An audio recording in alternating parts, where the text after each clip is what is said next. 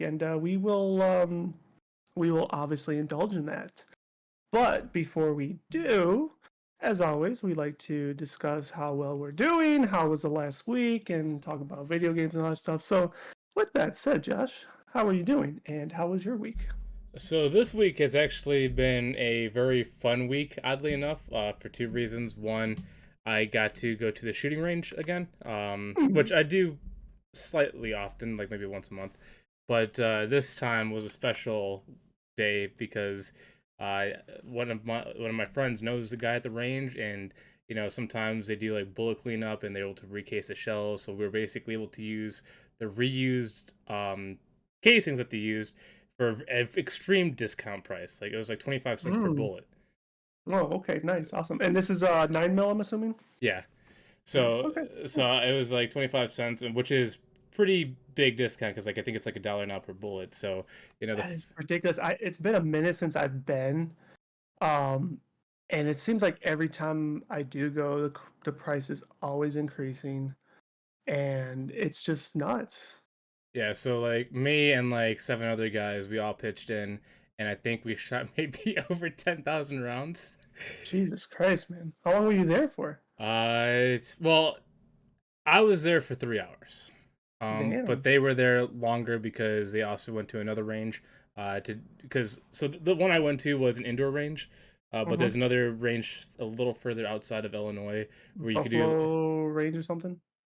maybe I don't remember the place, but you could it's like an outdoor range and you could actually use hunting rifles there to like shoot long range Yep. targets. Yep. And So you can also do ski shooting, I think. I think we're thinking about the same place because I've been there. It's a pretty popular one. yeah, so they went there after that, but at the indoor one we were there for a while just because we had all those very inexpensive bullets.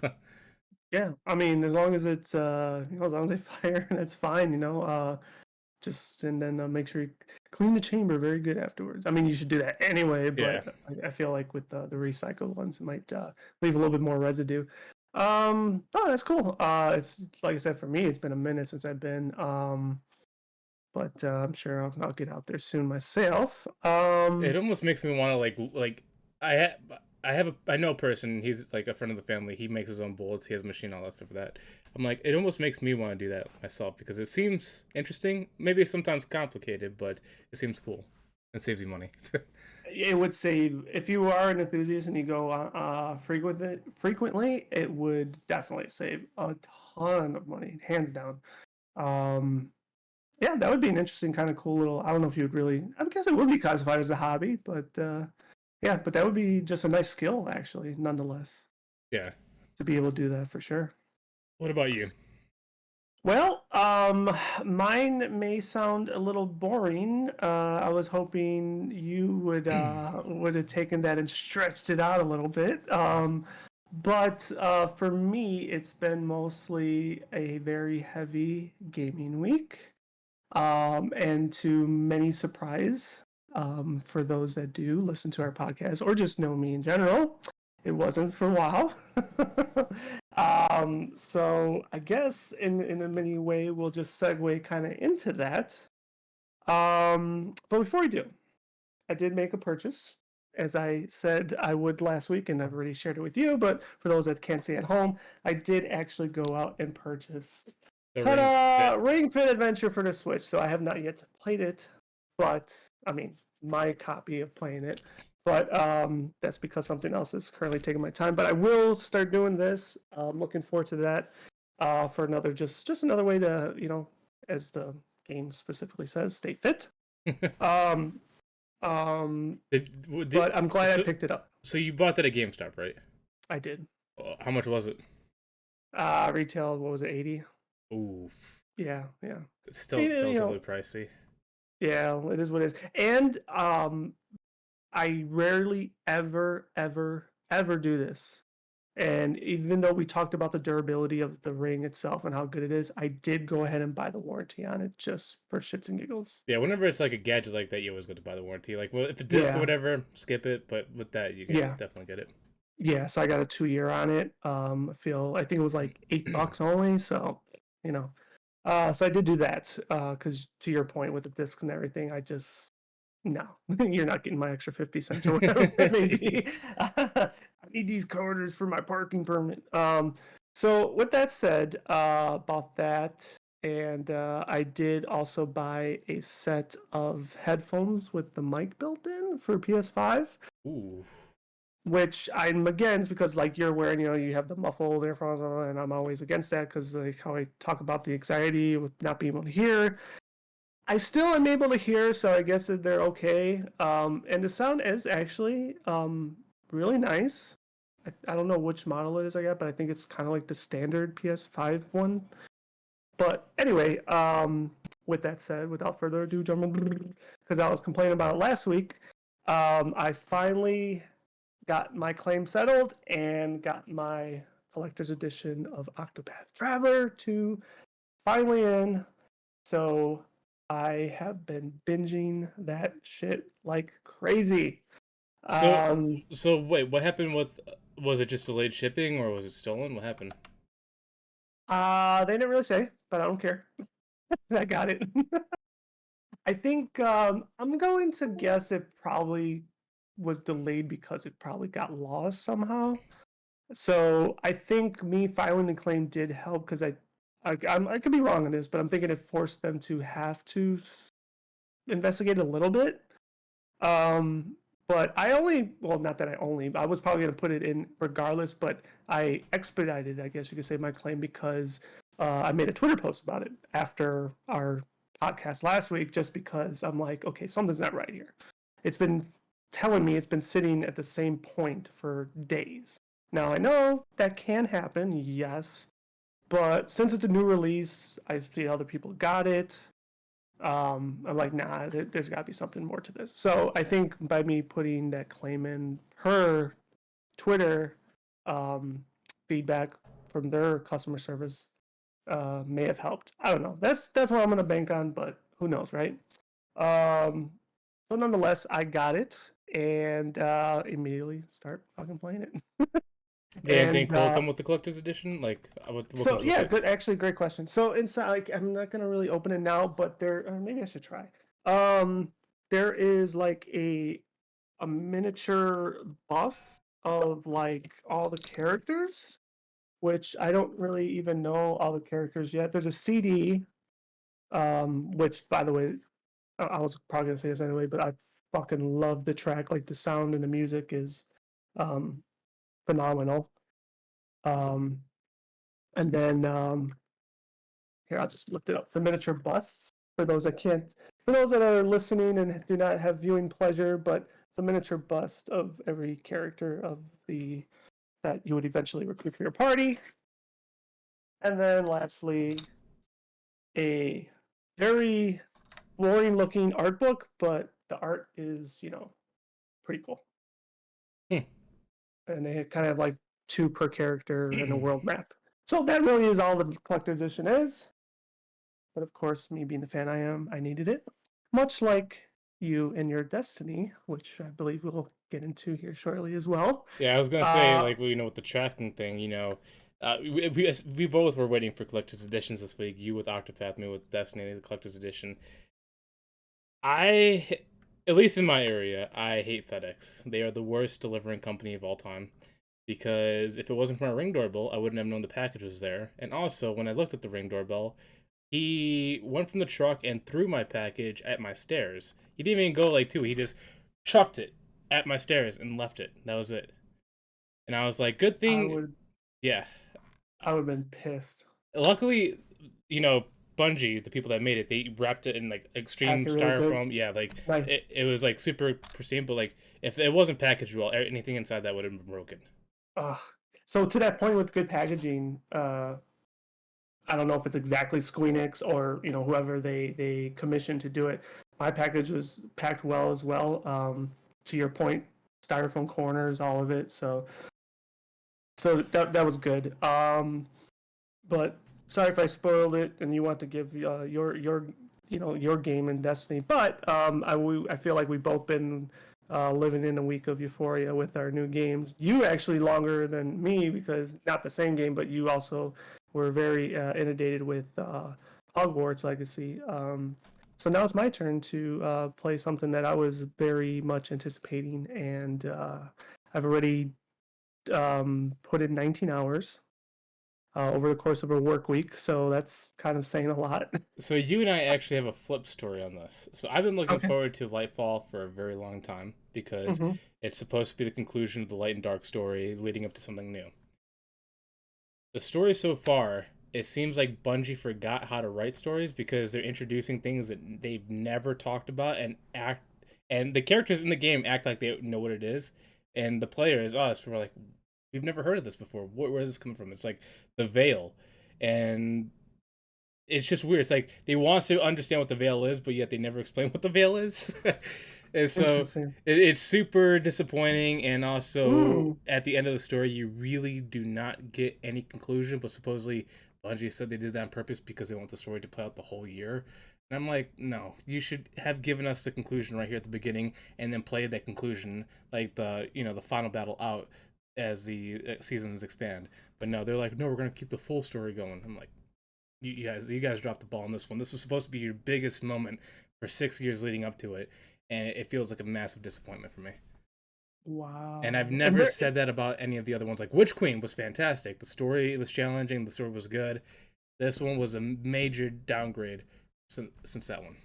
wow. And they're under the Activision umbrella, right? No, they are now No? under Sony. Oh, lovely. Fun. Oh, So that's right, Bungie. That's right, because we did mention the flip, how they used to yeah, be Microsoft. That's and, right. and I don't want to diss it too hard because like there is quality of life improvements, like better stat tracking as like a player, individual accolades. Also kind of giving like a player ranking. Like if you're a good player, they'll rank you better, or like all your long-standing achievements. Um, Also, the new ability Strand. It's also kind of fun, but I'm not sure if it's fun because it's a novelty item or if it's actually useful. So So outside that disappointment, let's talk just straight physical. How do you feel about the collector edition that you purchased? So, this is gonna sound really stupid. The collector's edition, I knew I wasn't gonna get a lot. It was Okay. $250, and it Mhm. came with a 16, 18-inch figure that lights up, LED, whatever. But what I was most interested in was the three lore books that came with it, Mhm. and usually the lore books add like insane detail, adding to the story that most people don't get. Mhm. These lore books are basically the same telling of the story that we already know. Mm. So I mean, the packaging, the books, and all that stuff look amazing, but the story I felt or the lore that Content I was the reading, same. it felt like there was no new things added. Gotcha. Interesting. Mm.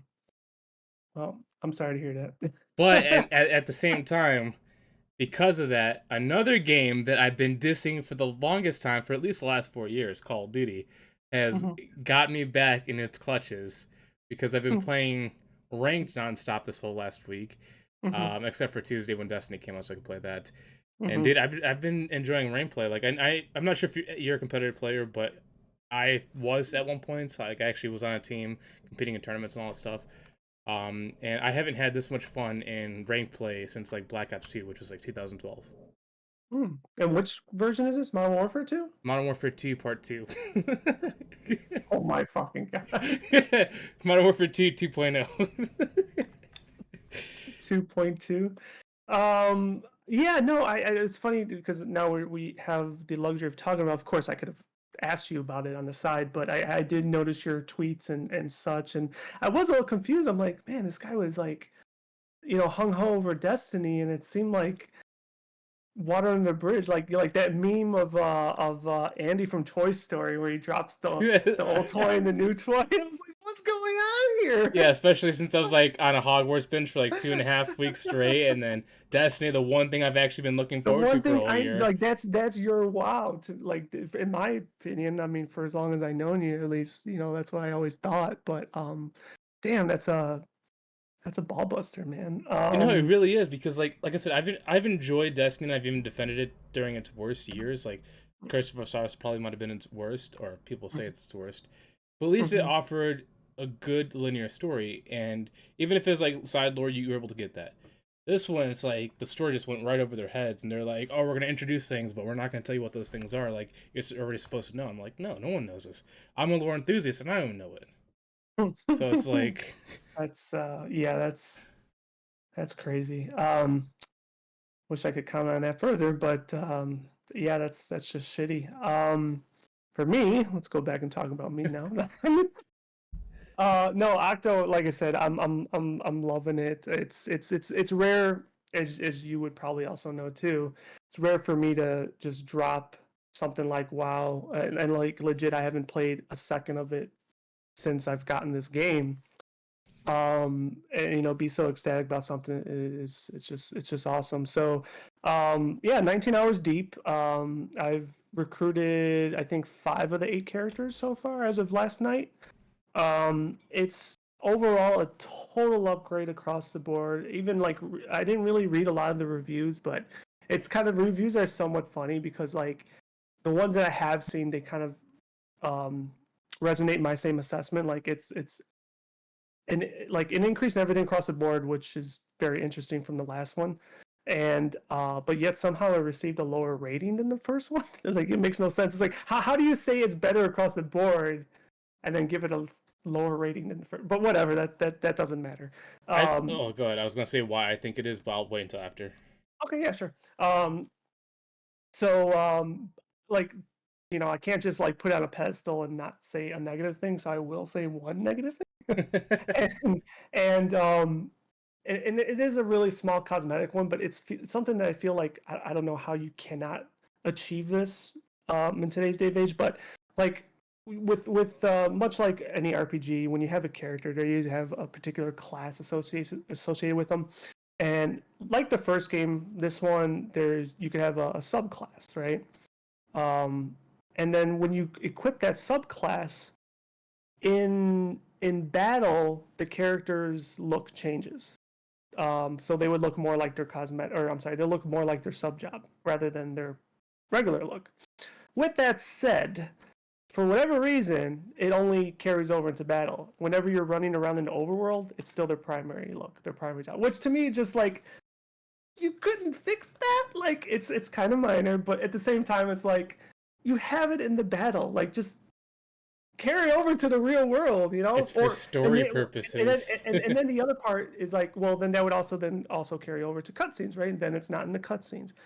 Like I've seen games do it before. So as beautiful as the game is, as well as it plays, the score, so far the stories, that's my one negative feedback so far from the game. Well, do you Um, think the reason why that is because it's all pre-rendered already compared to like live rendering? Because that like games like Hogwarts Legacy that did like live cutscenes like that that adapted to your character's customization is all happening in the game at that same time compared to when a game already has it already laid out beforehand. Is that why the cosmetics doesn't change? I mean, I guess so, yeah. Short answer. But then just don't do that. Well, just some games like Octopath, unfortunately, where it's more like a 2.5D game, correct. they're just so used to pre-rendering because they're more known for story than actually cosmetics. Yeah, and like and that's why I did, actually say like it's a minor negative. But it is one that it just is like You would love to see it. you could have been a perfect 10, but you're 9.9. But yeah, I'm loving it so much. Once again, of all the character stories that I've experienced, I've liked. I could kind of see how they may intertwine already. Much like the first game, I felt like all the characters are likable. The difference with this game, though, I feel like they're still likable, but I feel like most of them have a little bit more of a darker tone to them. Versus in the first game, they were all like likable, but they didn't have that like dark tone to them. So I think that's pretty cool. Um, and yeah, I've been streaming every single minute that I've played. You have seen it on stream, or you can see it on stream. I don't know how my audio is. I haven't gone back and looked at them. It might be dog shit. I don't know compared to me doing this podcast, me doing WoW, but that's okay. I think. So how would you rank Octopath 2 out of the other two you played? Like, is Octopath 2 the best Octopath compared to Champions of the Continent and the first one, or do you like Champions of the Continent better? It's like choosing your favorite kid, right?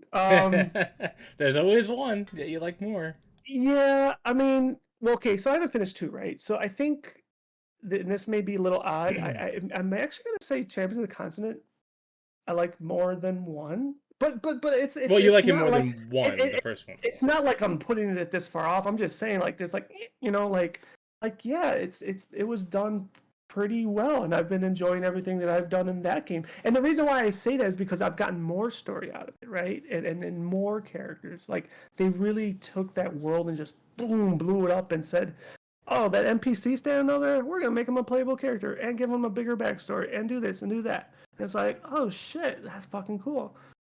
But not like it doesn't seem forced, if that makes sense, right? So two, I'm still experiencing, right? I don't know how many chapters every character has. It's gonna be either probably 4 or 5, I think. Is the combat still the same as like turn based? Yep, combat is exactly the same. But they have added a couple new things, which I think they've probably knew in advance and they kind of borrowed from Champions of the Continent. So that's kind of cool. But yes, so far it's been all the same thing. Um, what I'm waiting, I really want to go on message boards and like read other people's experiences and their theories and stuff like that. But I do not want to do that until I finish it. But I know a big thing, even before the game even came out, is if part one and two are at all connected. And Oh, they're the not name of connected? well, the name of the worlds are not the same. So part one, I think, is called Orstera, if I'm saying that correctly, and this one is called Solicia. So wait, hold on. Are they actually on different planets or different continents? That's what I want to kind of find out, but I don't want to like spoil anything, right? So I want Okay. to play it through because okay, Well, so here, let me ask this question first. So, sure. is Champions of the Continent on the same continent as the first Yeah, one? Champions Content is supposed to be a prequel to one. Oh, it's a pre. Okay. All Yeah. right. So yes, that is the same exact by far one by one world. This one, people we're not really sure, but like through my play so far, I guess spoiler no spoiler. I don't know if anybody's really gonna know if they listen to us or not, but they do use some same ideologies, I guess, as the first game, if that makes sense. Like the religion aspect of it, it's the same. So it's like, are they connected or not? Or they're just using certain things like Final Fantasy, for example. They're not connected, but every Final Fantasy has chocobos and moogles, right? Like, it's their thing. So is that like a recurring theme in Octopath, or as I play, maybe the connection will kind of kind of come together. So, anyways, that's a big thing. The only, I guess, now that I'm talking more about it, and as passionate as I've been, uh, either because I'm already so, how can I put it, knowledgeable and I understand the fighting system. This game also appears to be a little bit easier than part one so far, but I'm still in the beginning. Is that a good thing or a But bad thing? uh, I do like a challenge, and that's why I think I also like part one so much because other people hate this. But the fact that I had to stop at multiple points and forcefully had to grind because I couldn't win a battle, like a boss battle, I liked that. So far, I did not have to do that in this game. Maybe it had to do with my immediate strategic um, character selection at the start, because like at the very start, you get to choose who you start with, right? And then that's where you begin your journey. So I read like all their little synopsis. I'm like, which one sounds more interesting? And the one that I liked the best also turned out to be the scholar. And the benefit of being a scholar is they have an ability at the start of every battle, they identify a weakness. So it's, I wouldn't say easy mode, but really at the start of every battle, you're like, oh, I know that that mob is weak to swords, so I know I could use swords to do more damage, and then it's very helpful. So it could be that as well, but nonetheless, it's still fun. I'm hoping the end of the game has a really really hard boss battle because part one had, and I've played my fair share of RPGs, but by far had one of the hardest end boss battles of all games that I've played. And it was really rewarding to finally win. So do you think they're gonna take a little bit of triangle strategy here, where let's say you beat the game right the first time, and Yep. it's obviously whatever you unlock. Do you unlock all the characters the first playthrough, or do you have to play it Yeah. again? No, no, Okay. no. It's all one playthrough. So that's why I was kind of shaking my head, shaking my head while you're asking that question. No, it's nothing like triangle strategy in that regard. Which slapped myself. I still never finished that game. Because I was gonna say some people Uh, like triangle strategy for the fact that your second playthrough is actually still worth it because you're actually continuing more story and it's even harder. Um, it is a novel concept, to be honest, and I think you have to. Well, I shouldn't say have to, but you're more inclined to play it more than twice, more than two playthroughs. So, I mean, once again, that's a cool aspect. I'm actually pretty attracted to it. I just never got around to really indulge in it like I do with Octopath. So yeah, I can't wait. I'm not looking to really uh, force this podcast to move any faster, but yeah, I just can't wait to dive back in tonight and all day Saturday and mostly all day Sunday. so how long, like in the game, are like so with Hogwarts Legacy, they're saying it's Yeah, like 200 hours to complete every yeah. single thing. hmm How much time will it take to complete Octopath, and how much time are you in currently? That is a fantastic question. I don't know. I'm sure that number might be out there, and I don't want to look it up if it is. I would say a chapter on average takes an hour to 90 minutes. So there's 8 characters. I don't know how many chapters there are. Well, for sake of purpose, let's say 5. Even that's 40 hours. That's just completing chapters, right? There's side quests, which some are easy. Um, some are a little bit more thoughtful. And I'm gonna do my damnedest to not look anything up. I'm gonna sit there and struggle. Um, and then beyond side quests, if it's like anything like Octo One, there's like a long form side quest or chain of side quests that aren't really being tracked, but they lead to like that's what led to the final major battle of the game, which is once again it was kind of like a read between the lines storyline that I personally enjoyed, but a lot of people probably didn't like. Um, but I did. I liked the cryptic nature of that storytelling. I don't know if they're gonna have that in this game or not.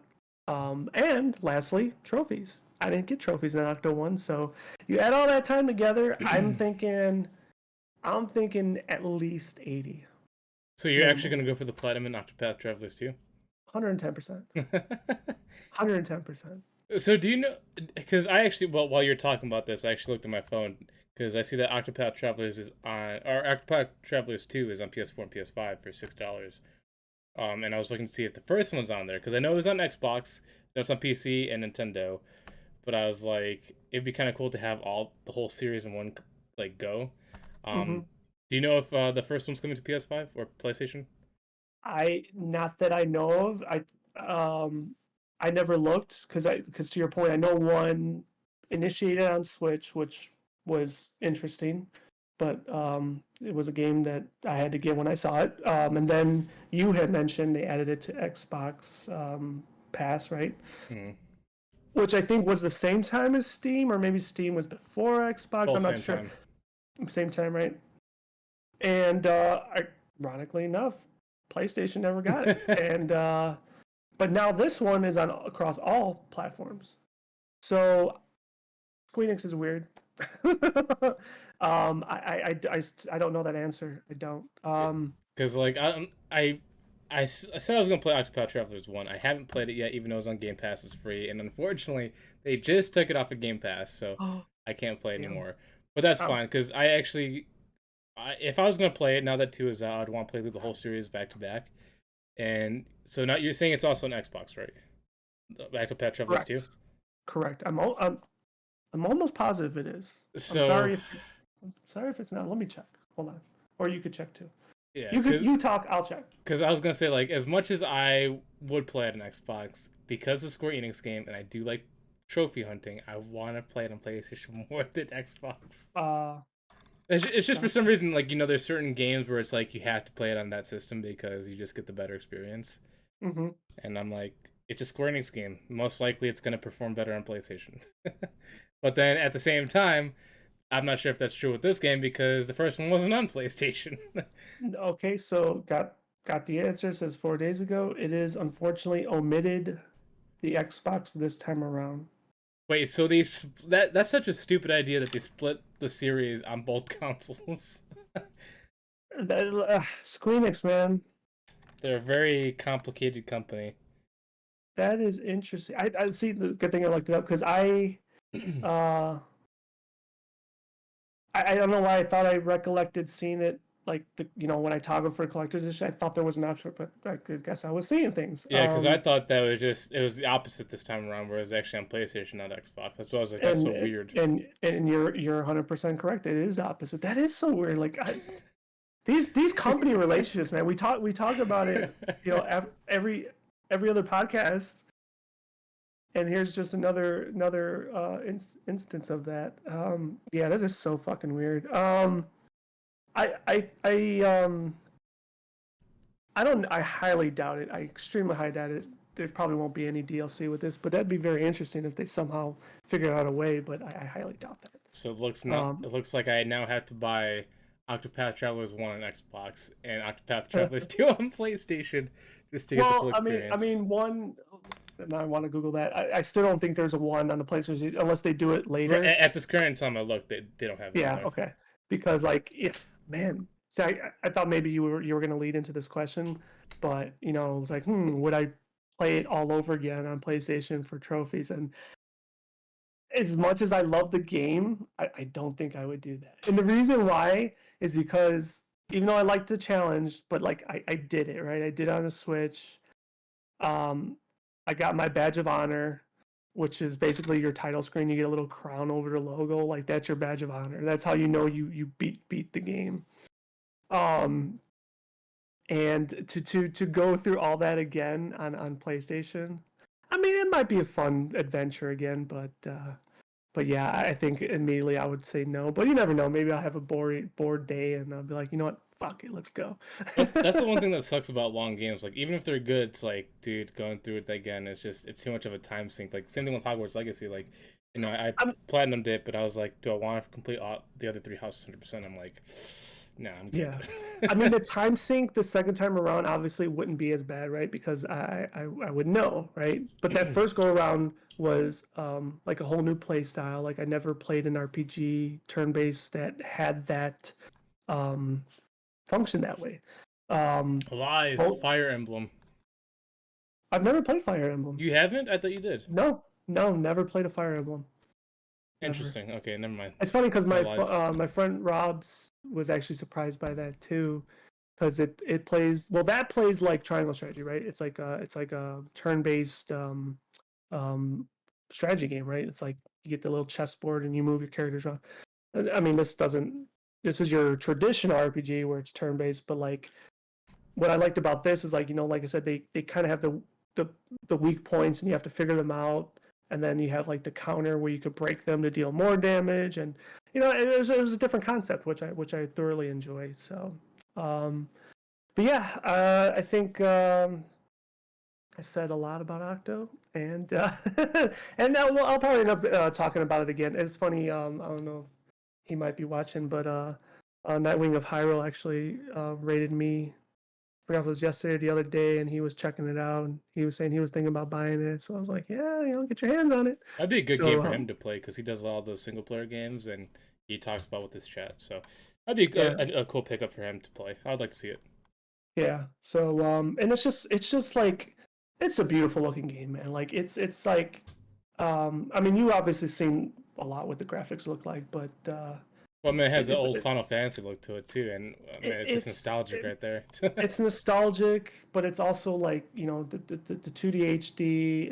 It's like soothing, relaxing. I love it, man. I love it.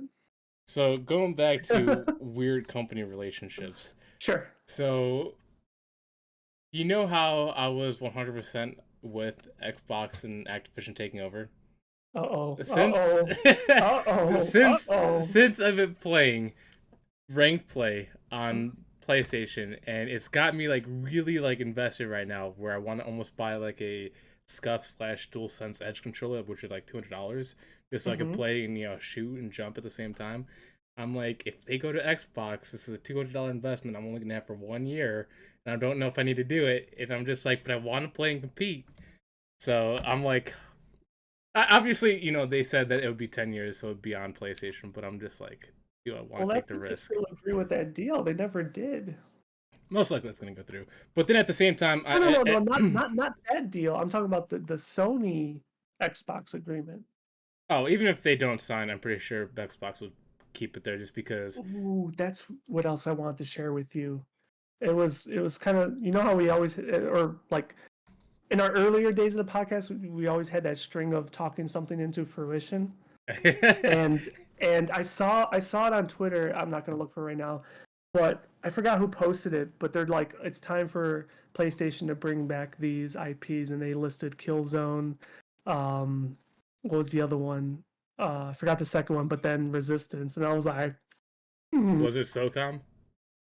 I think so. Yeah, I think SOCOM was a so. good game. Yeah, I think so. But So now I thought that that's was funny, and it came from like not Sony, but it came from like some company or something. Or you know what I'm saying? Like maybe not even IGN, but something like that. And I just thought it was funny. It was like, because I'm always screenshotting, showing you shit. And I was like, yes, please, Resistance, bring it back. as much as I would love to see Resistance 2, like the likelihood of it coming back is like basically zero at this point. Like Ratchet and Clank is still popular, and now Insomniac's working on Spider-Man and Wolverine. I don't think they're gonna pick up another game or bring back another game. But going back to Yeah, what I was saying unfortunately. is that because of my current investment in just competitive shooting, like Destiny 2, even though I just trash talked it, I'm still gonna play Trials in Destiny. And obviously, even if I bought a controller, it'd still be worth it just for the Destiny point. So I think because of my want to compete at a high level right now, I may spend you know, go ahead and buy a $200 controller just so I could play at a good level. Nice. So like, I've never really watched you play, well, anything remotely competitively, so I don't think I have. Oh, dude, watch the um, last three streams, and you would see. no, because No, you know what I've been doing the last 3 days. no, I'm saying like if you want to see my competitive spark, like I've been watching a Yeah, friend play. She was yeah. playing rank play, then it got me into it, and then it just like reignited my competitive spot. And from I think maybe I started Saturday or Sunday. I can't remember what day I started. I was trash. I didn't know what I was doing. From then to now, even without like a good controller to like jump shot and do all things that others people are doing, my game has improved basically 100%. And with that Mhm. controller, it's gonna just keep going better and better. And I'd love to see myself go back to my Call of Duty Ghost days in 2014, where basically I looked like I was an aimbot. Mhm. But we'll see. This might just Well, be a I mean, temporary spark. maybe it shouldn't be, man. Maybe you should go hard. Like, I mean, you obviously very passionate about it, Well, and I shouldn't say I'm passionate. I'm just saying, like, have you ever gotten to like maybe it doesn't have to be video games. It could be sports or whatever. Like you just get the urge that you just want to compete because it's fun, but you don't want to take it too seriously because once that fun aspect goes away, then it's just going to be a boring, feel like a depressing job. thing. Yeah. Um, I mean, I'm sure I have, but like, I mean, when it comes to competitive, like, in all honesty, with video games, like, it used to be like, the best kid on the block, right? Online didn't exist, right? You're the best kid in the neighborhood. Like, oh, you gotta play so and so Mortal Kombat. They're gonna kick your ass. That's how it worked back in the day. Once you get online, you learn that you're a minnow in a freaking ocean, right? So Mm. like, um, you know, I guess you could say that killed competitive drive very quickly. You're like, um, but well, you said it but perfectly, Minnow. yeah. But the only thing I can compare it to is like when non-video game related, but when I would play basketball, like to this day, like even if I get back on a court, I'm probably gonna be an asshole because I want to win. Like I don't need like do I need to win? No, because if I lose, I lose. But like that drive, like if you want to see me competitive, put me on a basketball court. Like you will see a person that you would not think is in me. I love how like I know people like they're saying they're into sports, and obviously competitive doesn't need to just be sports, but every guy has a competitive edge to him. It's just they got to find what that is to unlock it. And once they get that, it's a whole new beast in them. Like that whole Oh nice yeah. person will disappear, and it's just straight laser focus Oh, and I've win. I've my closest friends in life.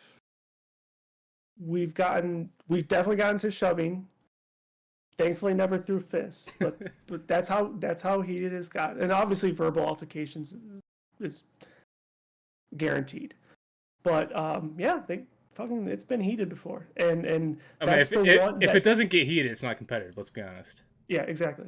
So like that's the one thing that I could tell you flat out, yes. Like you will see a different person. Because like when I was younger, like I said, when I used to be when I used to be playing basketball and football, which was a long time ago, and I should have continued playing. But like when I play like outside street basketball, when I was playing D on someone, and then somebody elbows me in the eye, and I come into the house with a black eye. My mom's like, "What happened?" I'm like, "It's basketball." She was like, "It Yeah. looks like I got into a fight." I'm like, "That's just how it is." And then same No, thing when I got there's tackled on the grate and it hurt my back. She's like, "What happened?" I'm like, "Got tackled in football." They're like, "You should stop yeah. playing it." No, that is 100% true. And that's like, so like I used to, and I don't know if I've shared it, I don't think I've shared this on the podcast, but pretty sure I probably did it on my streams. But anyway, I'll try to give a very short version. But I was horrible, very horrible at basketball. I'm not saying I'm amazing because if I was, I'd probably be in the NBA or somewhere. But I sucked. I was the epitome of a white boy trying to play basketball. But my neighbor at the time, when I lived in your neck of the woods, um, he bought a rim. He bought a basketball. So every day we'd get home from school and we would roll out the rim in the alley and play every fucking day until after the sun was down. And I sucked. I sucked. But doing that, I got better, better, and yeah, I got very competitive with it. And I think you get competitive when you realize you're good at something, right? Or when you see Because improvement. yeah, because at the start, like there was times I didn't want to play, but my neighbor really like, thankful for him, like he was the good one, right? Mm. And he was like, "Oh, I'll take Steve, I'll take Steve, even though I'm the runt, I'm the one that's gonna fuck up, I'm gonna double dribble, like I didn't know how to do shit." Um, but anyways, leading fast forward, since I did get good, I was like, oh, maybe I'll actually do something with it and try out for the high school basketball team. So I did, and foul, foul, foul. I'm like, what the fuck you mean foul? And I couldn't handle it anymore. Yeah. I got so angry. I walked out. I'm like like I I was still good, right? But I couldn't play, formulated basketball. I couldn't play, like I was so accustomed to street ball. To your point, it wasn't a foul unless you were bleeding. Yeah. Like that was the only time someone's like, okay, it's a foul. Give him the ball, let him take some shots, do something. Busted lip, that's a foul. But when I was in school, it's like foul. What? Dude, No.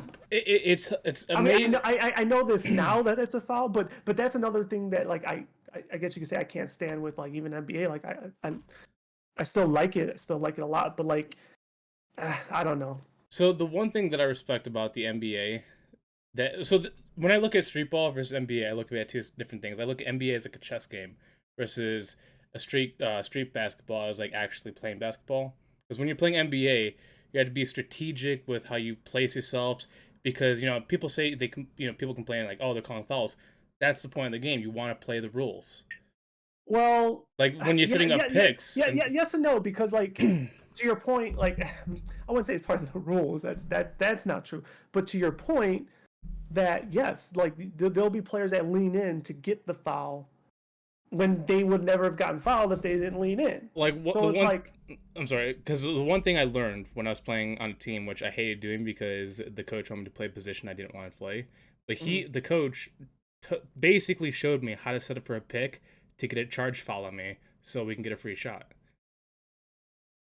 yeah, And it's just like strategic stuff right there that's cool about NBA that you don't get in street ball. Because in street ball, you can play no, hard and rough, and you just call and one when you make a shot. But when you're in NBA, or when you're playing actual rules, you can do smart moves like setting up for that pick just to get a quick foul, or setting up where they could travel and all that hmm stuff. And it's just yeah, both sides are cool. or kind of force defensive violations, and yeah, no, you're 100% correct. But but yeah, to answer your question, yes, I have been very competitive with something. It just wasn't games. But yeah, that basketball definitely will do that for me. It is funny I though think that when I was competitive from like basketball and football, and when I stopped playing it, it immediately switched to Call of Duty and video games. And I think that might have been my downfall. I'm like, I should have continued playing basketball because that's what I really like doing, but because I have flat feet and also allergies, and it would just be hard. So realistically, was it meant for me? No, but I like playing it. But yeah, I I probably mean should continue. that was what I kind of had to overcome too. Not well, not allergies, but um, you know, dare I say a deficiency, but like because I do have asthma, so um, with playing basketball, obviously you got to be very conditioned. So like whenever I would play that first game, I would be absolutely winded for sure, 100%, and I kind of have to sit out. But thankfully, for whatever reason, after that game that I would sit out, I could go all day. Like I will be a fucking machine. The only thing that also sucked, and even the few and far between times I've played recently in my life, and I had this issue too as young as I was in high school. Um, and as much as I didn't really like LeBron, I kind of fell for him because no. So as I finish this up, He's you'll my know why. man. He's your man. Is I would also get leg cramps when I would play. Mm. And if that happens, game over. Like done, absolutely done. Like there's no recovery from that.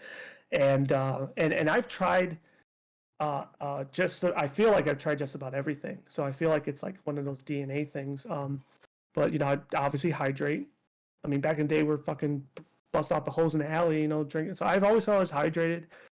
Did Gatorade. I even tried doing potassium tablets beforehand. Um, and at some point, it'll eventually happen. Like I'll go for a rebound, and it just locks up and convulses, and it is extremely painful. So with that said, as much as I'm not a big LeBron guy, I used to see sometimes he would cramp up in his games. I'm like, okay, I feel you. Not good. Yeah, So and that's what yeah, sucks too. Like same thing when you watch like big guys like Shaq or Yao Ming when they run, and you see their knees come down, buckle. You're like, oh, he's probably out. yeah. You could have sympathy pains for them for certain things. Yeah. So So continuing on to the thing, because Ivan's actually in chat. He said, "Do either of you guys play 6v6?" And I asked what he meant by that. And he says in a MOBA, which is a massive battle arena. um So I'm not sure if you want to consider Call of Duty MOBA, which I don't think it is. But no, I usually play mm, 4v4, 2v2s, yeah, no, I don't consider that a MOBA. I mean, I thought like Pokemon Unite or something. exactly, but that's only 3-on-3, right? Well, there's some that are like 6v6, like League of Legends, Dota, Oh, Smite. Well, I think Smite. I don't know if Smite's 6v6. It might be 5v5. I think even when Heroes of the Storm was out, that was only three. No, that was only 1-on-1. Man, I don't remember. But no, I don't partake in MOBAs. It's a cool concept. It really is. I just never gravitated towards it. Yeah, same. It looks Like, cool. Like I love watching League of yeah, Legends still. Like even though I would never play the game because playing it's boring to me, but seeing like the competitive, 3 lane pushes with certain like characters and like champions, it's cool. to also talk about. I mean, there's obviously a very large level of you know being really good at it, but like talk about being a chess game. Like those games really are very chess like.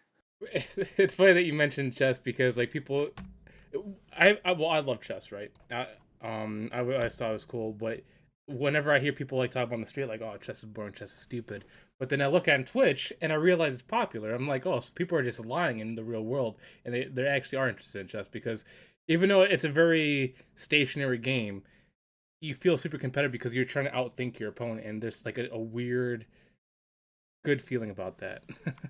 Not only that, but like you're not thinking. I mean, dare I say it this way? A good chess player isn't thinking about the next move. Thinking They're about the thinking move about the you, next 10 moves. yeah. I Or mean, they're trying to set seriously. you up. They're like, I already have this play. You're gonna move these 4 moves. I'm gonna set you up for a checkmate, and we're done.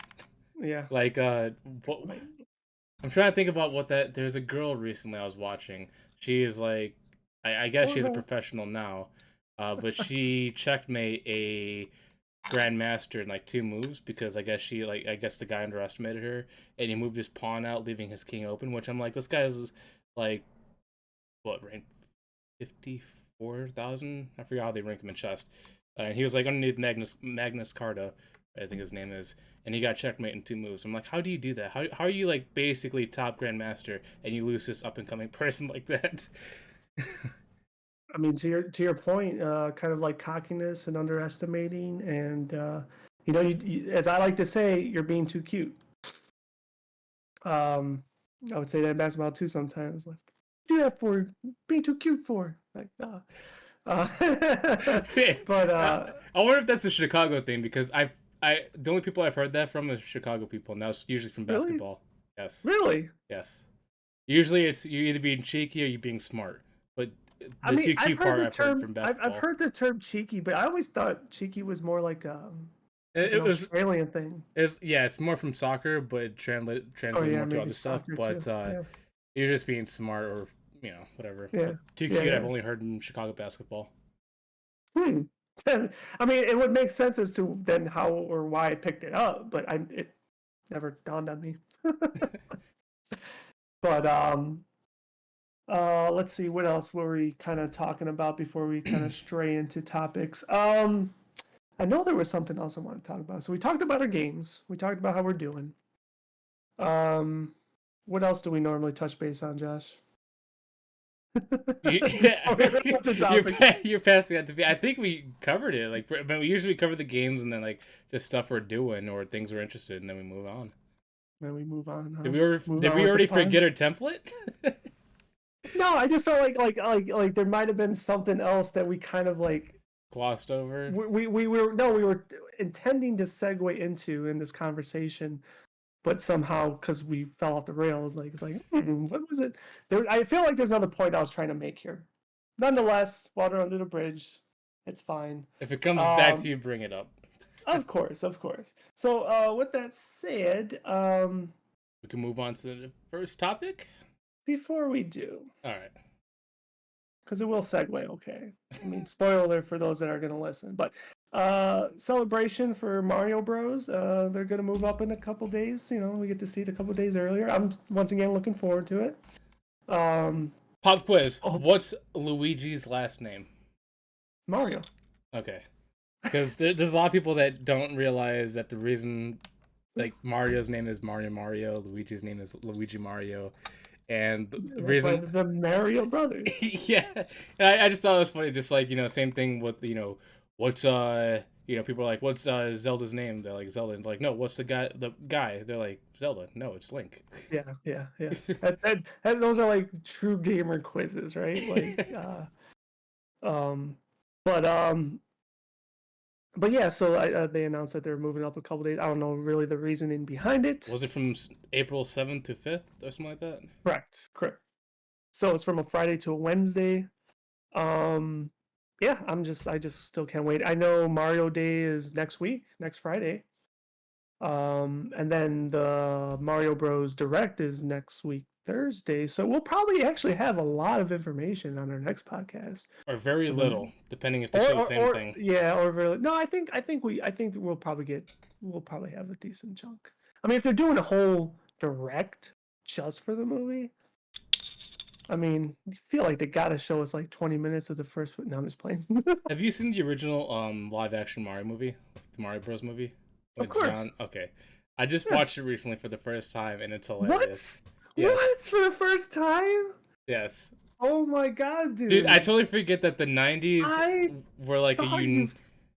No, I never seen it. Oh my lord! Okay. The 90s era was a unique time for like live action movies like Who Framed Roger Rabbit, Well, Space Who Framed Jam. Roger Rabbit was phenomenal for its time. Oh yeah, but then like as much as Super Mario Brothers got pushed under the rug because of those movies that came out at the same time, it Uh was a huh. really funny movie because what's his name, John Guzmo, whatever his name is. Louis Gazamo or something like Yeah, that.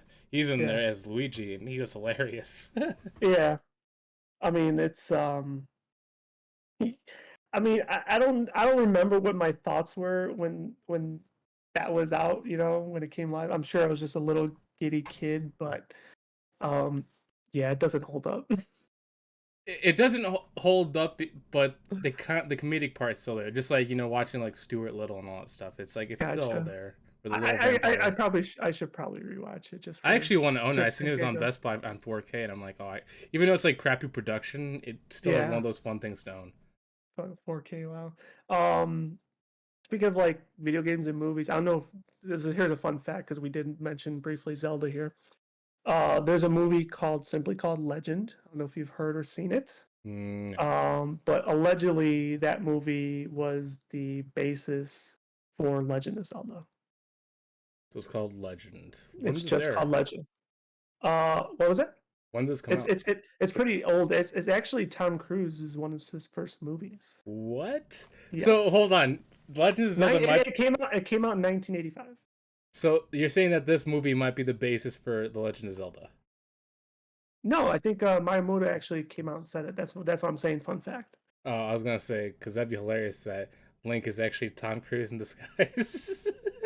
So I don't know if I still own the DVD. I know I did back when I before I moved, and I legit unfortunately just tossed a bunch of DVDs, regular DVDs away, not my Blu-rays.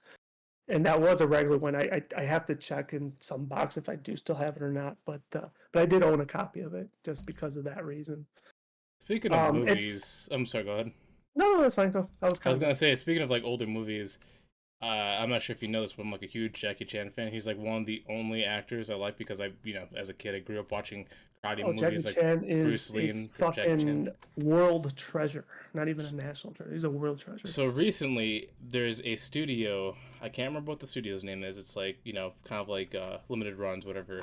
They're Hmm. remaking his old movies to like upgrade Blu-ray 4K formats and like the Oh, whole okay, okay. collection from like the 80s to the 90s, 90s to 2000s, and they're like $90 for like the like volume 1, volume 2 and all that stuff. And I'm like, even though they're pricey, I'm like, you get like 10 movies in each collection. I'm like, I kind of want to do it.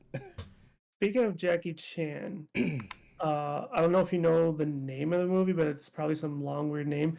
But I haven't seen it yet. But when I saw the trailer, I'm like, oh, it looks silly, but also really good at the same time. But it has Arnold Schwarzenegger in it. Oh, the Legend of the Iron Mask or whatever, and they're like Yeah, I think that's it. he's wearing like an old revolutionary coat and all that. Yeah. Have you seen that one? Yeah. Didn't you? Didn't, your face is saying no. The good part was with Jackie Chan versus Arnold, but the rest of the movie was bad. It's dog shit. Ah, Yeah. okay. Because they're not the main characters. They're a very minor part. Mm, but that's how they tried to sell it then. Yeah. Like the Damn. whole movie looks like it's around them, but really it's just a couple scenes and the Oh, scenes are legit. good and then that's it. So you watched the trailer, you saw all of Jackie Chan and Arnold Schwarzenegger pretty much. Yeah. Damn, that sucks. Well, I guess you saved me some time. Yeah, like if you really want to watch it, you could watch the fight. You could watch them on YouTube, like his part. But the rest of Just the their movie is parts. not about those two people at all. Because that's like I believe that's a sequel as well too, right? I don't know. Oh, okay. But yeah, Jackie Chan, man, that's I mean, how old is he now? Like, 70. but I mean, he doesn't look it, but and he's still doing movies, but he mostly directs now. So this is the weird thing about Jackie Chan. I've been a fan of him. I've watched almost all of his movies, even the really not good ones of him. Hmm. I this gonna be hurt. This is gonna hurt me to say this, but sometimes I think I overvalue him as an actor. Like he does good in like Rush Hour, Yeah. what's it called, High Noon or whatever, and with Owen Wilson and all that stuff. but not all of his movies are great. No, no, no. I mean that's it's not a hurtful thing to say. I mean it's an accurate assessment. I mean, but like, it, and this is gonna sound awful to say, but are you really watching him for his acting? You No, know what I'm saying? It's like, well, no. See, that's a lie though, because Jackie Chan really can act. I'm not sure if you ever seen the Police Story, like 2013, or the no, Shinjuku Incident, but those are no, two serious movies, and he does a fantastic job in those movies. yeah. And speaking of Rush Hour, and I think these it comes out often, but are they really doing another movie? Oh, I don't know. Okay, well, maybe you do. But But anyway, here, if you want to see good Jackie Chan acting, watch The Foreigner, The Shinjuku Incident, and Police Story 2013. okay, you might have to refresh my memory with a Discord message, but yeah, I'll definitely check one out. It's been a minute since I've seen a Jackie Chan flick, so Oh, and uh, The Prisoner, but that was from like 1995. okay, Yeah, because he plays like actually serious roles. It's not a comedy. Yes, there's fighting in there, but it's not like his normal stuff. gotcha. Um, so with that said, talking about movies here, it'll be a nice little segue into our first topic, and it is, although it's not, I guess, 100% confirmed if we're being honest, but came out that Detective Pikachu. Holy shit, Detective Pikachu 2 may finally be coming. Who knows? Maybe 2 years. I don't know how long these things take, but I I hope so. First and foremost, I loved the first one. We've talked about it before, especially when we talk about We even video seen it in game. movies together. Huh? I said we even seen the Yeah, first one movies together. yeah, yeah, and we talk about video game adaptations all the time on this podcast, and I put it up there. I rank it up there as one of the better ones because I love the storytelling. It was, how can I put it? We said the word cheeky earlier. It was like how it was to be written, I guess, for kids, but it was still adult like, thanks to Detective Pikachu and Ryan Reynolds. But like, there was a nice, wholesome written story for it that I liked a lot, and it wasn't really like corny. Maybe some people would argue that, but um, I loved it. It tugged my heartstrings. And I don't know what part two would be like because I never played the games. I don't know if it would still be um, like the actual game. They did do a second Detective Pikachu game, right? I think. I don't know. I know the first one was just on DS. I don't know if they had a sequel. Yeah, I would have to check. But anyways, no idea what it would be like. I don't even think the same actors may return, but we don't know that. I That know. would be weird to not have Ryan Reynolds return as Pikachu. Well, no, that one probably would be a staple, I would think. No, I was thinking about what's the other guy's Justin name? Justice Smith or something like that. Justice Smith. Yeah, I know. Once upon a time, he said he would love to do it again, I think he will. Like he's playing in another but movie that's really similar called D&D or Dungeons and Dragons, like Guild of Thieves or whatever. So he's he in that seems one. like he's into movies like that. Yeah, so I would love to see him back. I think he did a good job. The chick on the other end, I mean, she was okay, but talk about corny. I thought she was a little corny. Oh, the Uh, detective girl. yeah, like Yeah, she she was the was one that weird. was a little like little over the Is top-ish. that the one that had Psyduck as a side character? Yes, And they were trying yes. to make sure it didn't get a headache. Yeah, yeah. It was a great movie. I loved it. It was good. It was good to see like the Pokemon in real reality, live action ish. And they actually did a Um, good job without making it look weird. yeah, exactly. I mean, and the comedic touches were fantastic. They weren't. Um, I mean, the Mr. Mime was a little over the top if you think about it. No, Mr. Mime was like the I mean, perfect amount of dramatic. yeah, no, exactly. Like, I mean, for Pokemon, it's over the top, right? But for like us as adults, to your point, yeah, it was like the right amount. And then the same thing when Um, Pikachu slapped Magikarp so it could evolve. It was like, wake up! And then it yeah, evolved into Gyarados to take out Charizard. yeah. But like, I mean, who knows what the story would be? But they definitely left Easter eggs in the first one that kind of remained unsolved that could give you a catalyst for the sequel, and that's definitely like a Team Rocket presence, right? Because that was evident in the first movie Yeah, with without Mewtwo. without even saying that. Well, also the serum, right, or whatever it was, the R thing. Oh, the That's one what it to was make called. like super mega Pokemon or whatever. Yeah, well, that flipped them out, right? It was like Mm. catnip for Pokemon. Um, so yeah, so I would welcome it with open arms, and I hope it really does happen. So I know you linked it to me on Twitter. I didn't get a Yes. chance to read it. So is this just a rumor? Or like, did they actually have like some So kind of screenplay written? so apparently this has happened a couple times though already, but they have a director and a screenplay writer attached to it. So it's suggesting it's green lighted, but That's been said about other movies that have never shown its face. no, exactly. I mean, attaching a director and a screenplay writer is a good step, a large step, but that doesn't mean it comes to fruition, right?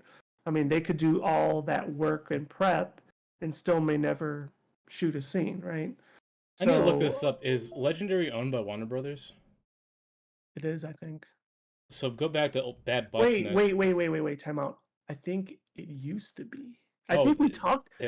talked, yeah, I think we talked about that on a pod, if I'm not mistaken. If they left, good for them because Legendary Pictures is a company that feels extremely underutilized. Like they have probably like the best like CG in the industry. Like they made God of War, or not God of War, Godzilla 2014, King of Monsters. We don't talk about King Kong versus Godzilla because that's COVID and post production wasn't the best. They made Warcraft. They made this movie. Like they've already proven that they're great, but they don't have many projects they work on. No. But to your point, when they do, They're good. you get quality fucking movies. Yeah. Um, so yeah, and that's another valid point. I don't know if they would be behind this one or not. You would Um, hope because the first one looked amazing. yeah. Like from the world itself to the Pokemon flying, the models, it was Hmm. good. Yeah, exactly. And yeah, I mean, I don't know if you have any ideas or what you think could happen, but or what you would want to happen. So if Um, one, I was perfectly fine with not them just being a one and done. mhm. But if they were to have a sequel, it'd be kind of cool to see more of them investigating Team Rocket because in the movie the dad's still dead. Like he didn't turn back. He's still Pikachu, right?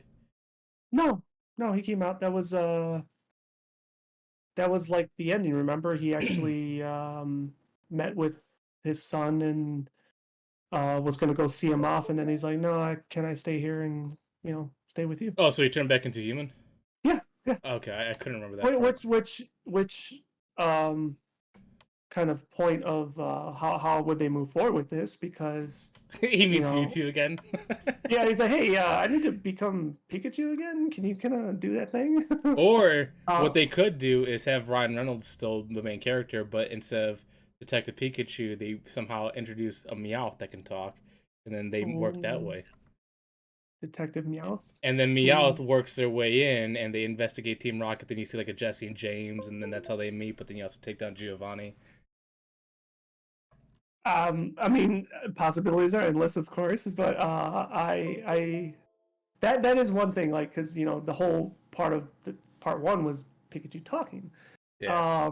and I don't know how you reintroduce that dynamic to your point, since they Mewtwo officially separated them, um, but I'm sure they'll figure it out.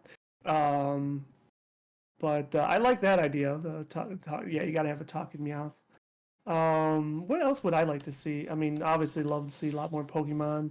Um, Storyline wise, I think you have to have Team Rocket at some point. I don't know about Giovanni, but what else would I like to see more of? Because they did use a new type of world, right? I mean, we know it's the Pokemon world, but the town or city, right? Like that was new. Or they could Unless it like, was oh yeah, well they unless it was using showed. a game, but Oh, I don't know about that. I didn't play the game, yeah, but I exactly. know one thing they could still do is I don't know. Well, it's been a while since I've seen the movie, but like if they want to go back with the serum, like what was it? Those Torterra Pokemon? They're like giant, massive Yeah. mountain Pokemon. Like they could Mhm. basically go to this uninhabited island that is basically full of Mega Pokemon like that, kind of like how they did for the animated series, where Ash and his friends went to that one island, and the Pokemon were just massive there. Imagine Hmm. them like investigating like that. Hmm. I mean, once again, said it just now, but like possibilities, I guess, are endless, right? But being Detective Pikachu, you gotta feel like it has to be, Pikachu. uh, well, not only that, but it's got to be a lot of detectiveness. Yeah. Um, um, so I really feel like the Team Rocket Avenue is the way to go. Um, they already got Mewtwo. I don't think they really need to bring Mewtwo back. But who else could Well, they? they could bring Mewtwo back and just introduce Mewtwo meeting Mew again and then figuring out their origins with Team Rocket and all that stuff. And that's how you get Ryan Yeah, Reynolds accidentally going back between their battle, going back to Pikachu. yeah, that's a possibility. I actually like the idea of then bringing in Mew, and then maybe Mew has something to do with being origin of that serum. Um, hmm, yeah. Speaking of which, this is going to be a really weird comparison, but I mentioned this to a couple other people. Hmm. The way I describe Detective Pikachu is the same way I compare the Jack Frost movie. Do you remember Jack Frost with what's his name? Michael Old school. Michael Keaton, Oh no, I don't. where the I dad mean, I may have dies and seen turns into it. a snowman. The snowman plays with the kid. Yeah, That's how I yeah. It's been a that's long time. that's what I put. That's what I compare Detective Pikachu is Jack Frost. Because I mean, I could see obviously the correlations there, the but dad dies, comes back, the kid gets to play with his dad one more except, time and go on an adventure, except and the, then except the that's it. dad didn't really die. Well, he It made it seem died, but like then he came back. His he body was died, but destroyed. Let's be his honest. body went into Pikachu. Mm, but yeah, they don't. Did they ever talk about the mom? Now I'm thinking about it. the mom basically turned to Ash's dad. The mom and dad are on a journey together fighting Pokemon. We learned in the second movie it was Mr. Mime behind it all. But I'm not sure if there's any more you want to go with Detective Pikachu, but I know coming up soon, like this next month or two is just gonna be a huge month for movies for me. Like you got John Wick 4 coming out soon. I'm not sure if you've ever seen the John Wick series, Nope. but obviously No me. John Wicks, no Mission Impossibles. You haven't seen the Mission Impossible movie? No. Okay, I do was you want to watching. go see 4 and Mission Impossible Dead Reckoning with me? Do I have to see the other ones? I mean, it adds to it, but you don't need to see it. I don't know. I'm not a Tom Cruise guy. You didn't even watch Top Gun Maverick? No, because I'm not a Tom You Cruise don't have guy. to be Tom Cruise. You don't have to like Tom Cruise to watch Except for flying. Legend. What? Oh man. Okay. Well, if you had to choose between Dead Reckoning or John Wick 4, which one would you rather see? Probably John Wick. You want to see it with me? It comes If out if March 24th or March 24th. I think so, yeah. All right, if you want someone to go with, I'll go with. Okay. Yeah, because I know my But brother's interested. I'm going with him. I could, if you want to join me, I could tell you when I'm doing it, and we could go together, and my when brother you're can join. doing it. Yeah. No, dude, like but I'm really hyped but for but John Wick but I 4. will say this: the Tom Cruise thing and him doing his own stunts is just fucking mind blowing. Like I've seen the videos and dude's fucking nuts. Dude, that was one of the crazy things about watching Avatar 2 on opening day is that there was like a special sneak peek of like Dead Reckoning and them doing like the base jumping off the mountain and Tom Yeah, Cruise doing like those retake stunts. Dude, it was crazy. Like yeah. it always gets me hyped.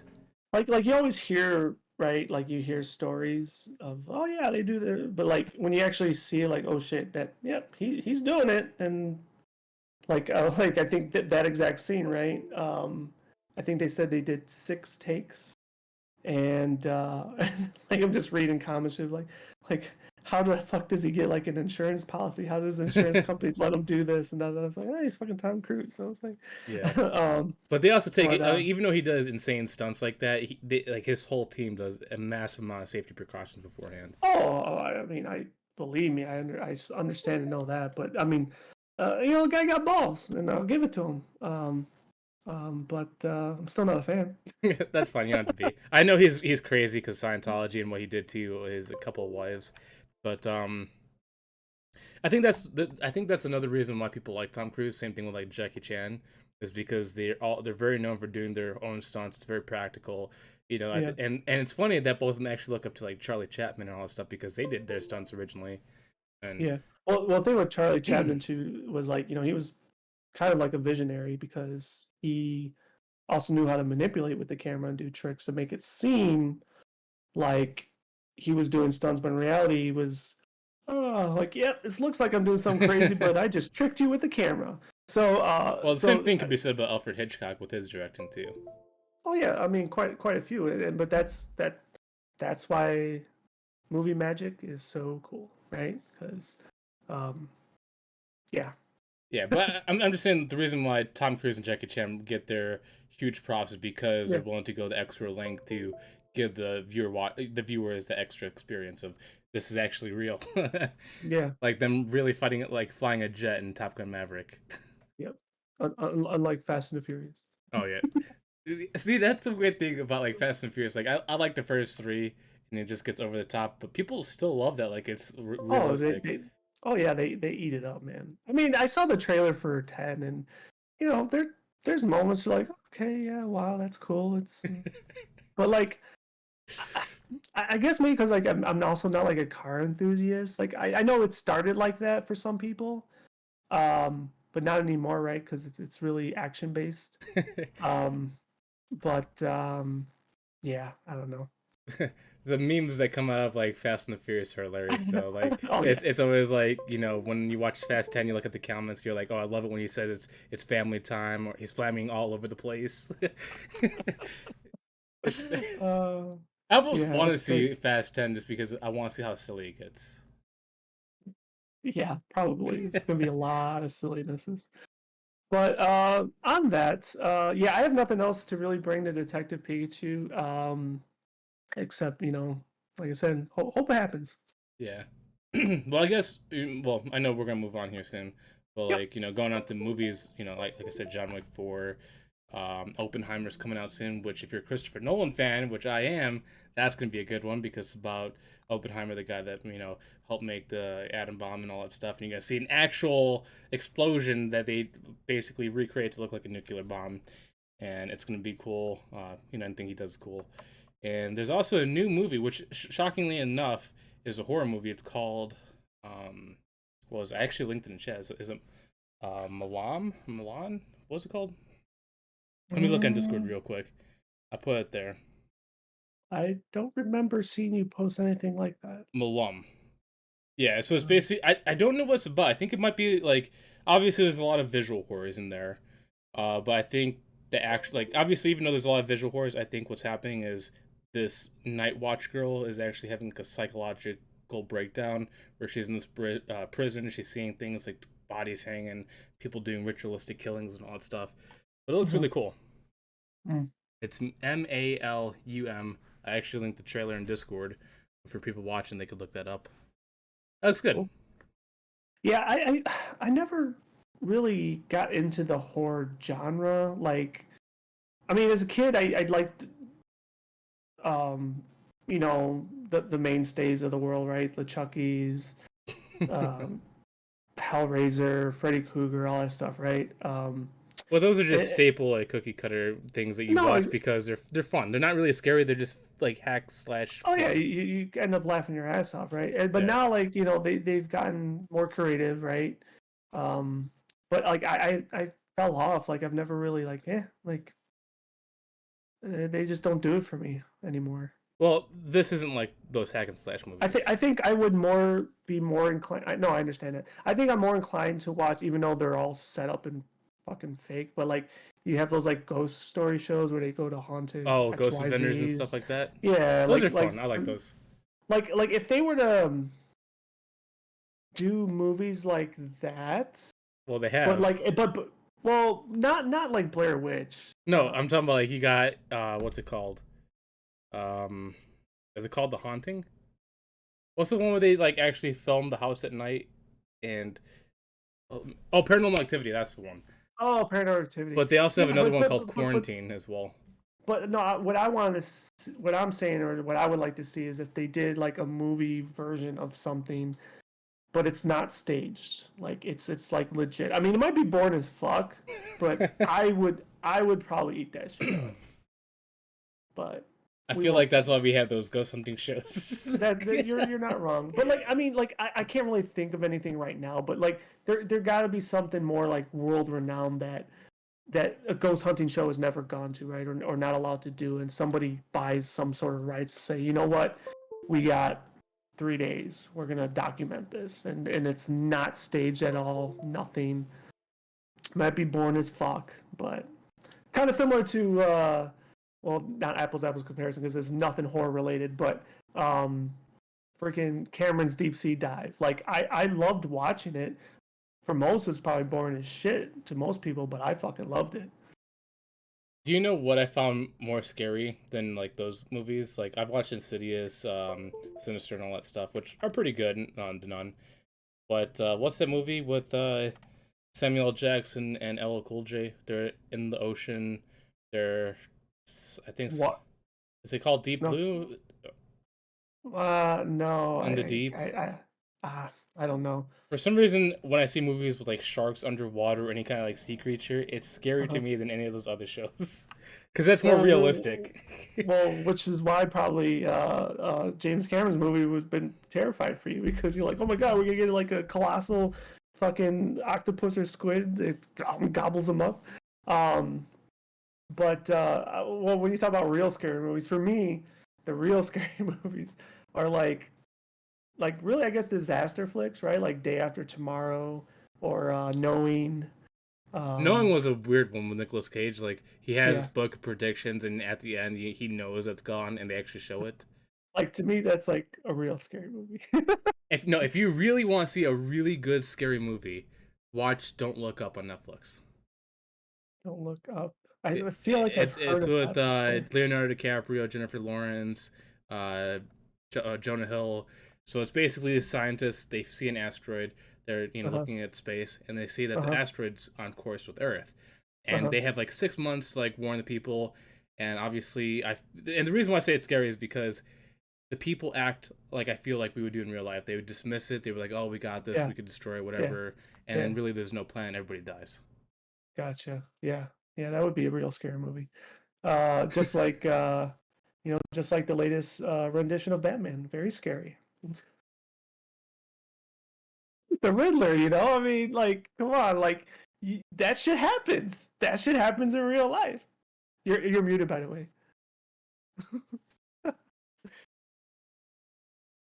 Uh-oh. We're having live technical difficulties. As the saying goes, it would not be our podcast if we did not have technical difficulties. Um, but of course, I was making a tongue-in-cheek joke when I Can said that. you Yep, I hear me now? got you. We got you back. Okay. Yep, we got you back. But yes, the latest rendition of Batman is a scary movie. Just I wouldn't say it's scary, just creepy. No, but that's my point. And that's another reason why I think I loved it so much is because it's like that shit is going on. Like that shit happens. Like But to be fair, though, it's the Joker fucked was up. creepier. He had more of a suspense built to him. He's like, what's he gonna do next? Is he gonna kill you with a pencil? Is he gonna hug you? What is he gonna do? I mean, obviously hug me, but No, like with the Joker, you had no idea what he was gonna do. He was like unpredictable, and the Riddler, I felt like you knew he was just gonna kill you. He was just creepy about stalking well, you. well, the Riddler too. Like I mean, we've obviously talked about this movie a handful of times, but like I don't think I've ever proposed this question. But like even at the end of it all, like could he really still be the Riddler, or is he just a Riddler? Oh no, they definitely said his name was Edward Nigma, and that's Oh, did they? Okay. Oh yeah, you know what?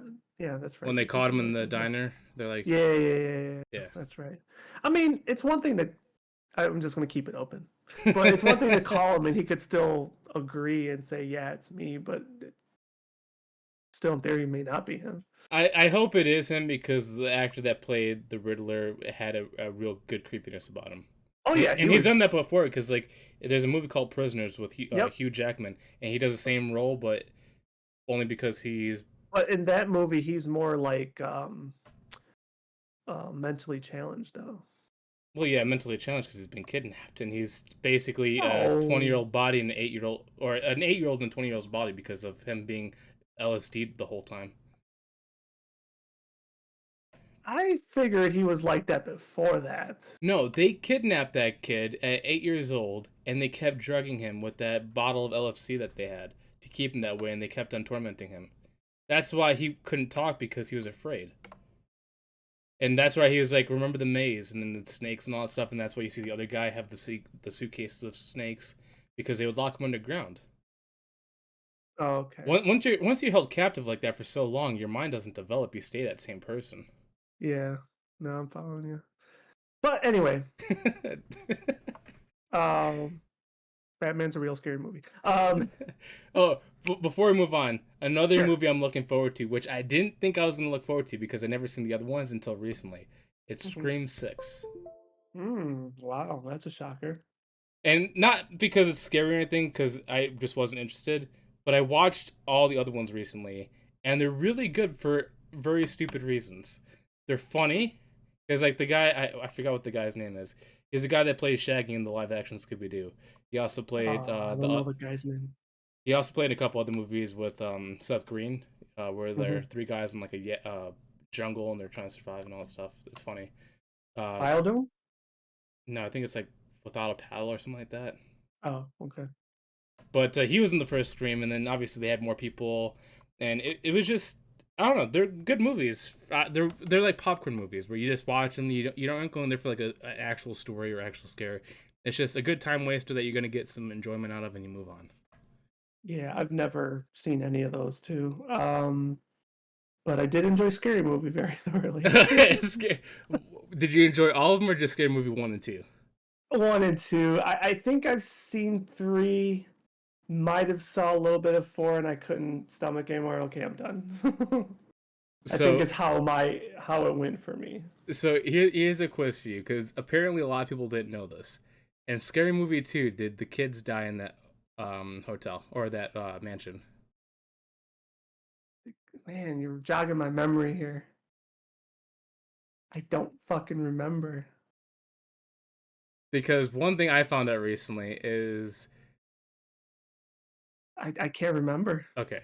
So what I found out recently is that the reason why obviously the Wayans Bros got played dirty and the Scary Movie was taken from them in a really horrible Yeah, way, but yeah. they actually killed him off in the second movie. Same thing with the other people because at the end of the mansion, or at the end of the movie, Cindy and the other girl were basically looking back, talking to them, and then they realized that the people they were talking to were ghosts the whole time. They already died. Now you're gonna make me give me a reason to rewatch it. Because Shorty said something stupid. He's like, "Oh shit, son, I'm dead," and then floats away. Maybe. Yeah. But I mean, I like, thought that was funny that they're actually dead the whole time, and that's how they I wrote the think I. characters off. Oh, I was about to say, I think it's more funny that they had continuity with their writing more than anything. That's what I thought was funny too, is that they actually figured out a way to write the Oh, characters off so they can continue on with the next movies. that's funny. But yeah, I think we've explored all we need to explore with that topic. All right. And keeping on the theme of Pokemon, it's a Pokemon heavy week. Um, Last week was I believe it's only annual. Maybe they do it twice a year. But we had our Pokemon Presents news. What was the runtime on that? 20, 20, 30 minutes, something like that. yeah, 26, 28 minutes. You trying to be Um, exact? something like that. But yeah, so a whole slew of news for Pokemon that came out. We got, as we kind of expected, we got DLC content for Pokemon Scarlet and Violet coming in two waves, just like the last game. Talk about that more in a second. We got finally more updates and an inevitable release to Pokemon Sleep, along with a new Pokemon Go Plus that works with Pokemon Go. And finally, with that in Pokemon Go, you can now use Great Balls and Ultra Balls and not just Pokeballs, which I don't know why it fucking took 7 years, but that's good. Wait, what? They, huh? What did you say about Great Balls and Ultra Balls? So up until the release of this new Pokemon Go Plus, you could only use Pokeballs. But now with this new one, you could toggle it and switch it to Great Balls and Ultra Balls. Is Pokemon Go Plus that bracelet thing? Yes, that was the original one. The second version was the ball, which I still have. Oh, the one that came with the Switch? It didn't. No, it didn't come with. It was like an extra accessory. No, the Pokeball that you could use as like a joystick for Yeah, Let's Go yeah. For Pikachu and Let's Eevee. Go. Yeah. Yeah, but that it didn't come with it though. I thought it was a separate purchase. Well, yeah, but what I mean is it was meant for the Switch that Yeah, somehow was used for Pokemon Go. correct. Yeah, that one. So that was part two, and now I think this is the third iteration of it. Um, for my history lesson, I don't know. Maybe I'm missing something. I feel like this is the biggest cash grab they have. Like they try to do like Tamagotchi games like 3 times, and I feel like it's gonna fail again. Um, I don't think that's the intent. Because they I did it with think Heart Gold and Soul Silver with those little pocket ball things. Then obviously the Pokemon Go Plus was useful because you could basically hit it, capture, and spin stops, which I actually still have my bracelet when I use all the yeah, time. yeah, I still have. But the Pokeball is stupid because all you did was earn candy. Is that it? Well, the sell with that was you got Mew inside the Pokeball. Oh yeah, but that was only for like Let's Go Eevee, Let's Go Pikachu. There was no benefit for Pokemon Go Oh except no for no storing no a no Pokemon. no no no. I mean, in reality, to your as we're discussing, it was meant for Let's Go Pikachu and Eevee. The added caveat was it worked with Pokemon Go, so that was kind of really just a bonus anyway. I mean, seriously, I hardly use the damn thing. It's a fucking awesome accessory. It looks cool, but It looks cool. It's not useful, and it's funny because I've actually, well, you may have seen it too. But when we play Pokemon Go, especially where we play, I've seen people walk around with their Pokeball. I'm like, oh, look at that guy with his balls hanging out. yeah, Because sometimes they'd have two or three, and I'm like, what the hell? I've seen it out there in the real world too. But but yeah, so this Pokemon Sleep,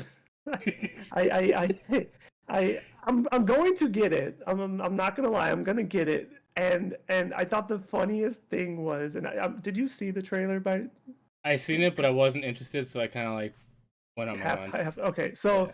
I mean, I'm in the same boat with you, but what made me laugh out loud was so it's supposed to track your sleep and do all this shit. Which, by the way, I thought sleeping with a phone in your bed or on your pillow was a no go, but apparently that's how you have to use it. But whatever, I guess if people burn, they burn. Um, but the funny part with it is, so it tracks your sleep, and then the idea is the next day or next several days, they will assign a Pokemon to you in the way you sleep, and then they showed you the different Pokemon, and immediately I'm looking at them, and I'm like, oh, I'm fucking totally Slowpoke, like, because the one they showed for Slowpoke, he was like all sprawled out, and he was like just jacked up. I think it was like silly sleep pattern or something. Like, yeah, that's fucking me. It looks so funny and silly. I was like, that has to be me. If that's not me, I'm gonna be disappointed. so so we'll see. I think it's funny and it's cute, I guess, but it's also Pokemon's way of taking over the world because now they're trying to go into our sleep. So, Um, what's the actual like? Besides tracking your sleep, there's no actual point for it, right?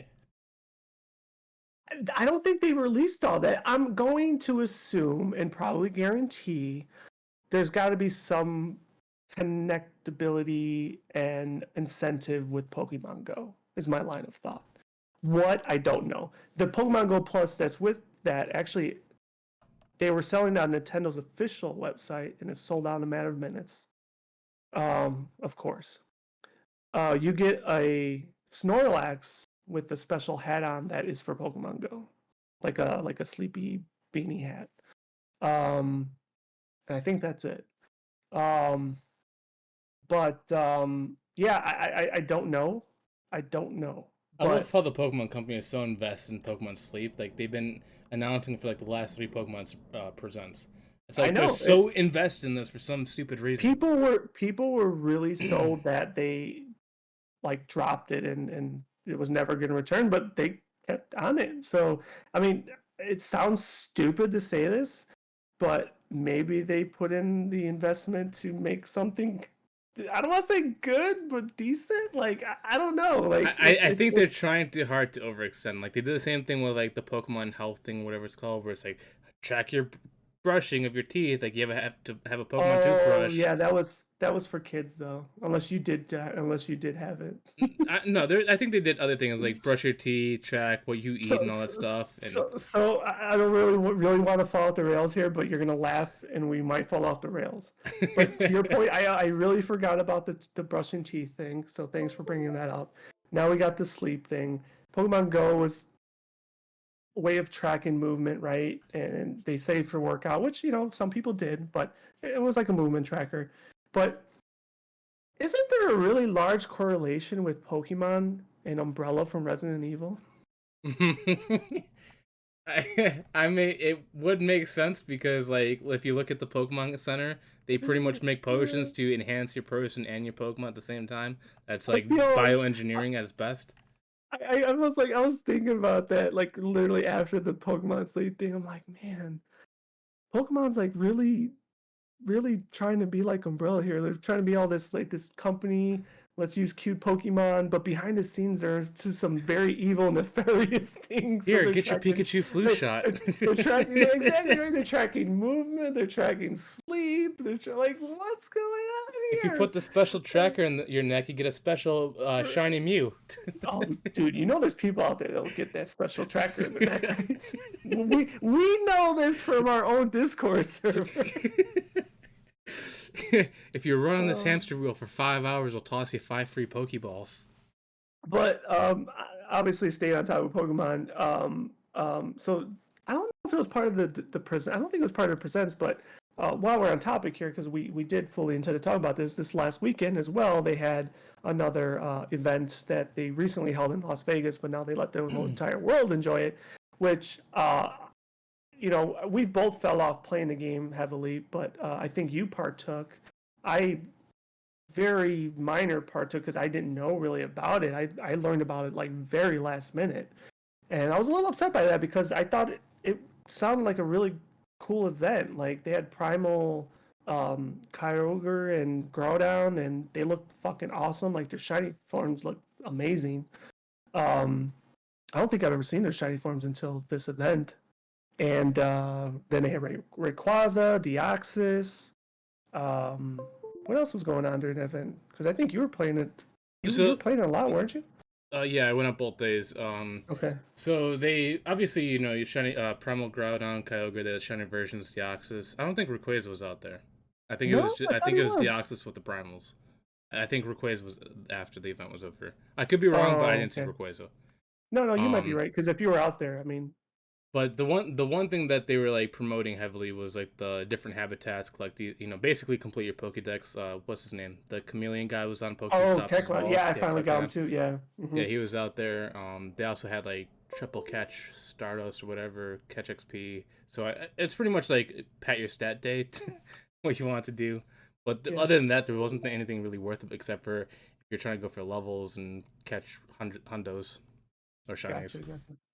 Yeah, obviously everyone likes to gloat about their shinies, and I only got two.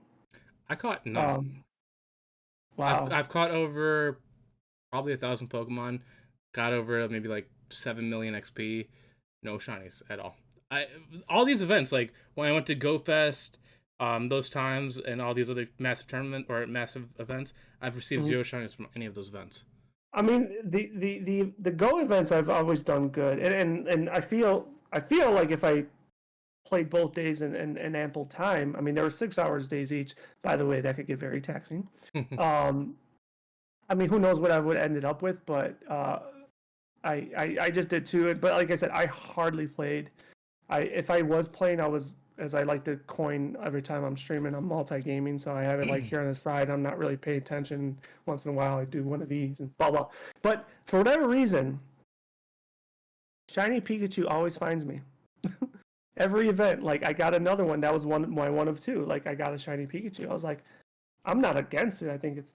I mean, having a lot of shiny Pikachu's with the different little fucking hats on is kind of cool. Um, but yeah, no, I mean, I thought it seemed like it was a good event.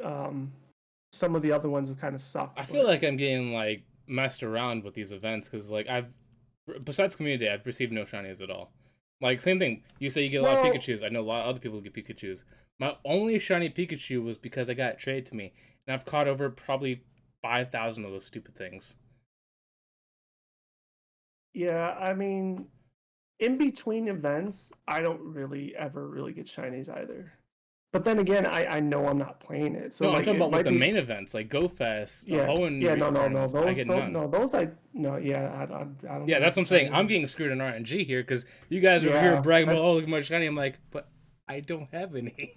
yeah, but motherfucker, karma's a bitch because you had the perfect shiny Lugia once upon a time, and Oh, that's kind of how we met. That's kind of how we met. yo, my very first raid in Pokemon Go was a shiny. I'm like, is this any good? And you're like, yeah, that's a perfect. I'm like, oh, it's a perfect, and it's shiny.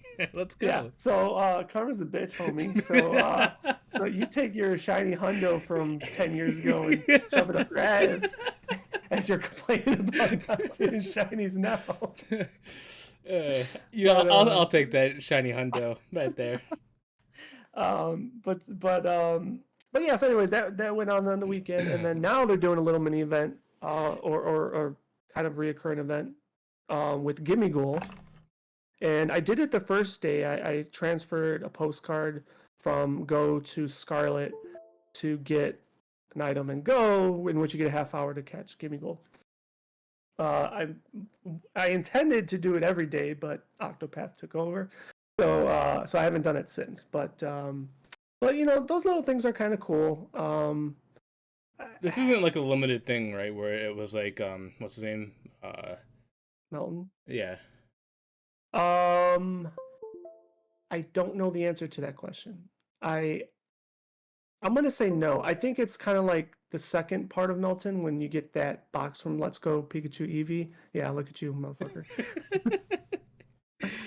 He He's just still showed my off his favorite shiny. Pokemon. I mean, why wouldn't it be? It's a perfect shiny Lugia, man. Um, um, but yeah. So I think you know, I don't know if I'm gonna start playing it again. I mean, it's always fun to play every once in a while, but I only play during the events, like community it'll days, yeah, events. That's all I same play. here. Even though this last weekend, like I said, I kind of missed out on it. I didn't you know, take full advantage of it. I feel bad. Like I feel like I've gotten so isolated, antisocial with Pokemon. Like I used to actually walk around and talk to people, and this time I actually was out. I got to meet some people like Sheila Dog, which I'm convinced she's a bear because now she's back to her normal Sheila Dog ways. Okay, I don't know what that really means, but okay. I'll have to say it later. I'm not gonna say it on the stream, but Okay. I'm not sure if you've seen Sheila Dog. You know, during COVID and seen what she looked like, and then after, I'm like, what the heck? How do you transform? I she evolved. she she evolved into Mega Sheila. But no, I seen her and a couple of the people. I felt bad because Agnes even was like, "Hey, you want to go in the car? We'll all take a ride and all that stuff." And I'm like, "Nah, I'm Hey, good." we got Pokemon candy in this car. You want to come in this car? I was like, "No, I'm good. I just want to stay solo and walk around." And I felt like so antisocial that people were like, "Hey, you want to do this?" And all that stuff. I'm like, "Nah, I just want to walk." Hmm, interesting. Yeah, I honestly like if I know I'm saying this in hindsight, but if I would have known about it, I probably would have went out there. Like, even though I don't live close to there anymore, but I legit like learned about it the day of, like 3 hours into it. I'm like, there's an event, right? I'm like, son of a bitch. And then they had the medals, right? Yeah. So then I had to wait for them. So I hold had on. to wait How to did you get the complete them on medals? Because Sunday. I didn't get the medals. Like I looked I on the mean, I I looked in caught the the shop. Pokemon. Oh, you had Oh, it. You had to collect all the Pokemon to get the medal. well, yeah, every medal, there's like four different medals, right? For every, or three, I don't know, whatever. But like, you know, the different biomes, right? Yeah, the collection Yeah, badges, but that didn't give you yeah. either the Groudon or Kyogre medal. Oh, that one. Or was that only That for one. attaining the one in Las Vegas? Because No, I looked in the shop. I got that. No, I think it was a free one. I don't fucking remember. I'm looking No, right maybe now. that one was a paid one. Yeah, because the only one that I paid for was the one for Jirachi, the Yeah, field that one research one. too. I paid. Yeah, I and didn't that see was any other with. one. And I don't even know if I'll ever even finish that one with all the requirements that it has. Yeah, see, for people looking, I'm showing my phone. Those are the only special badges I have. and Groudon and Kyogre wasn't there for me. Yeah, I got a lot more special badges than that. Well, yeah, because you got lucky and got to the other two Go Fests that I missed out on. Yeah, I've been to every Go Fest, thankfully. You suck. And remember during COVID, we got the You survived COVID badge. but your Pokemon didn't, and all your Pokemon are wiped out. Like They gave you the Last of Us badge. so, yeah. Yeah, it's funny how my special medals are Oh, look far at more than yours. how cool you are. Wait, you don't have it either. Yeah, I do. Where's the Groudon one? Or Kyogre? I chose Kyogre right there. I was looking all over the place on how to get that stupid badge and I couldn't find it. It wasn't during the event. I think you had to finish something before the event. Oh, well, that explains why I didn't get it. I think, which is odd because I did that, but I didn't know about the weekend event. So I was like, "What? That doesn't make any sense to me." But I think the coolest one is probably the first two Pokemon Go ones. Maybe the first one too, because I got a real patch of it. Because they gave us a real patch. Well, I wouldn't say that one's special because the other Go Fest looked like that one too. Like because that's the Ferris wheel. Yeah. Yeah. That one's cool too. The one I do like though, it depends on which view of our downtown you like better. Because the first one has the Sears Tower, and the second one has a Hancock and Navy Pier. I do like this one, the Legacy 40 badge. Yeah, I have that too. Yeah. But the Safari Zone ones are pretty cool. As I'm looking through it, I haven't really been looking. This one's kind of cool too. What is it, like Ho-Oh? Oh yeah, I got the Lugia one. It sucks that you can only get one or the other. Yeah. I'd love to have both. Did you get the Charizard one? Yeah, right there, okay. 2021. Yeah. Yeah. All right. Well, we're doing too much show and tell, and we're supposed to have a podcast. So anyway, actually, the one Go Fest that did change was the global one, the one for when they had COVID. That's the only one that changed. Yeah. I missed the Chicago Go Fest one. That sucks. Thank God Lightfoot lost. I wonder if the whole contractual things with that were true or false. Because I heard the last one we had, that was the last one they're contractually supposed to have with Chicago, but I don't know if there's truth to that. Yeah, it was the last one, and they asked Lightfoot if they wanted to renew it. She said no. That's why people are pissed at her. Thank God. I think it would be funny if that's one reason why she lost the election, because people are like, "Damn you, Lightfoot! Pokemon was here. Now they're all over the place." That'd be awesome. I'll co-sign that. So, anyways, that's Pokemon Go news. We'll segue back now to Pokemon Presents. They also showed a snippet of like what was it, like almost like a claymation new Pokemon show? Oh, the one on Netflix. Yes, I'm actually looking forward to that. Which is very interesting. You know, we talk about once again all the time about like these streaming services and how Netflix cancels a lot of things, and now they're getting Pokemon power with them. That's very interesting. That's big power. That's big power. I just, do you think it's gonna have enough gravitas to lure 100%. Like, you think so? Dude, have you watched Pokemon Legends? Like, that's a great animated short that people love. Obviously, it had one or two seasons, but people still watch it. Yeah, but those were also free on YouTube, weren't they? Yeah, but imagine if they're like exclusive to like a streaming service. Any streaming service would eat that up, especially with how popular they were. Like, in fact, Pokemon Legends was almost more popular than the actual show at the time because it showed the original Red on his journey. Yeah, those things were also, and they also did some for Legends of Arceus. I think they did some molded around that era too. I think. Oh, dude, imagine like a pretty show with the what's it called? What was it called? Legends of Arceus, the game. That's what it's called, Legends of Arceus. Yeah, in the Hitsuwa region, whatever the heck. Oh, Hiseu. Whatever that stupid region is called. The Sinnoh region. I used to know how to say it. Prehistoric Sinnoh region. Imagine like a show based off that time period of people just going around bonking Pokemon in the face with Pokeballs and beating them with sticks. Like, come on, little guy, take this berry, and then whack. and then capture.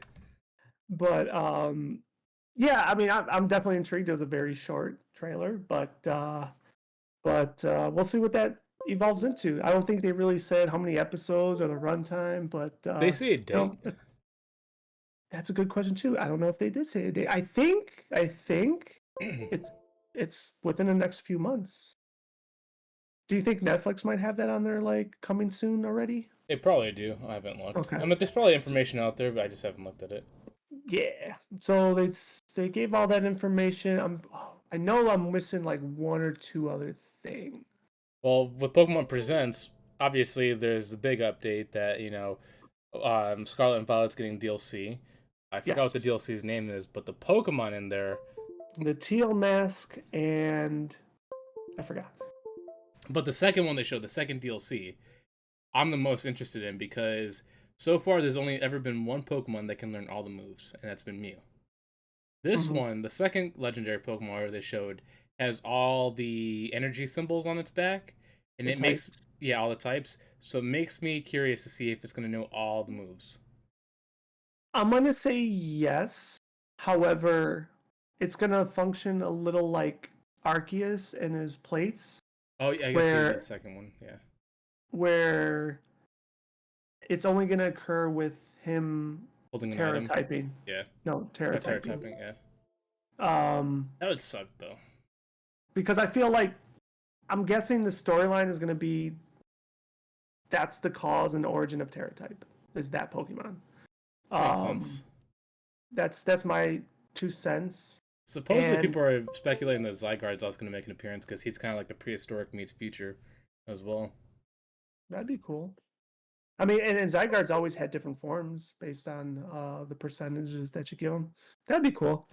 And then, like, there's so many theories and hypotheses on the interwebs regarding this Pokemon and now how Paldea looks like a huge giant turtle, and then how it like goes with like old like lore and folk tales of different things. And but I think we're gonna get if this really is some big landmass on top of a turtle and it's a Pokemon. I think that turtle we're gonna get is gonna be like a baby form. And not obviously the actual form, but who knows? Everything That'd be see. terrifying to have like a baby Pokemon that eventually will evolve into a continent. You're like, true. Don't feed this damn thing; it's gonna grow too big. But I think the Pokemon is cool. Looks cool. Same with the 3 from the Teal Mask. One's like a dog. Well, it kind of looks like different bird. versions of what's that Pokemon from Sword and Shield, the one from the fighting DLC? Wait, fighting? You're talking about it's the Isles of Armor or something like that. The one with the two the Kung Fu Master. Yeah. I don't think he looks like them. He looks like both of them. Come on. Well, side by side, you're gonna be like, oh, I see the similarities. Nah. Anyways, you got those 3, and then lastly, I think it was a good move on their part. They immediately released 2 raids. Yes. Are they still called raids? Yeah. For a new Pokemon on each version, and it was what is it called Waking Wind or Waking Water, and then Waking Water or something. The other one I forgot the hell's name, but one is Suicune. Well, hold on. Let's go backwards here for a second. One is what's the green one? No. It's something from Black and White. I forgot what that Pokemon's called. It's a green leaf Pokemon. Yeah, but it looks pretty much the same except it's metal. It looks robotic, yeah. But now we talk about Suicune. That shit is fucking hideous. Like what? Why? Yes, it's ugly. It looks cool. It looks awesome. Okay, I just agree with you 100%. Primal Suicune looks amazing, and I want to see Primal Raikou and Entei now. I need to see it. I need to see it. Yes. It looks horrible. Dude, all the Primal Pokemon has looked amazing. It looks obviously you see the Suicune in them, but it looks like it's 100%. You can see the sweet.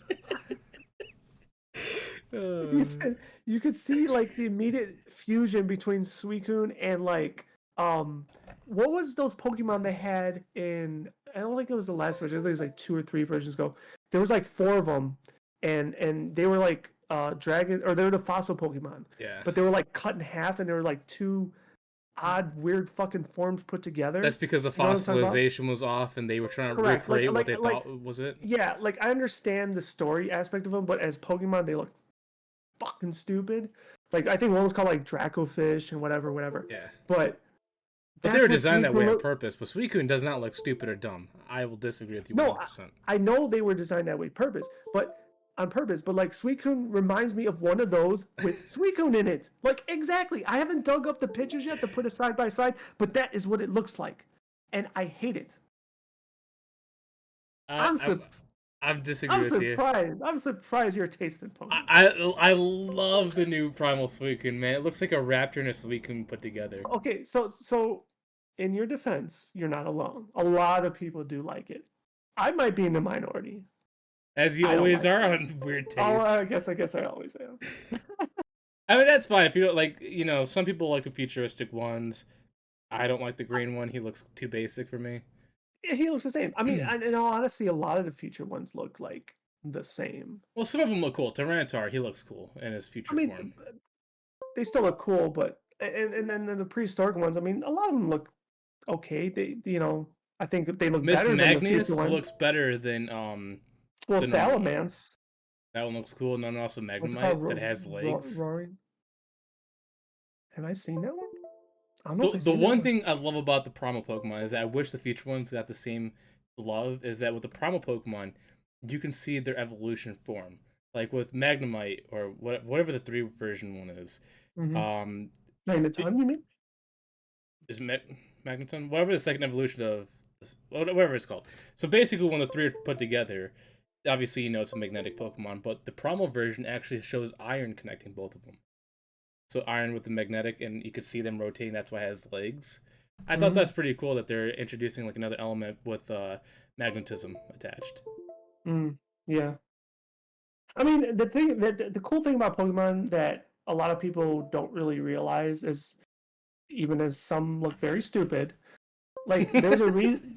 No, there's a reason behind that, right? Like there's either it's like that, right? It's like the simplicity of science, or there's lore, like they adopt like lore from certain cultures, and they Or they apply adapt it, to their region elements, like they did or with the the regional Alola and elements, Kanto. yeah, or as always, a real life animal in the real world. So there's for more times than not, like there's inspiration behind every Pokemon creation, right? Which is the coolest thing about it. Like we could sit here and obviously laugh and chuckle and say which ones we like and dislike, but ultimately the thought process behind them and the stories are pretty cool, are pretty good. I just don't know what this Suicune one is. So now that we see a primal Suicune, do you think you guys see a primal Entei and Raikou as well? And I hope they have the same design too, just to piss you off because I love them so much. I mean, it just looks so stupid. I don't know. Like, Like whenever I see them, I just think of them like making like the Roar XD sound, like roar, roar, little hands, and roar. little hands, yeah, because it obviously has T-Rex arms now. Oh God, it's so bad. I'm surprised. Anyways, I'm done. I'm done. I'm so done. Dude, I hope they make a statue. I'll buy all 3 as a statue. I don't care. That's how good they are.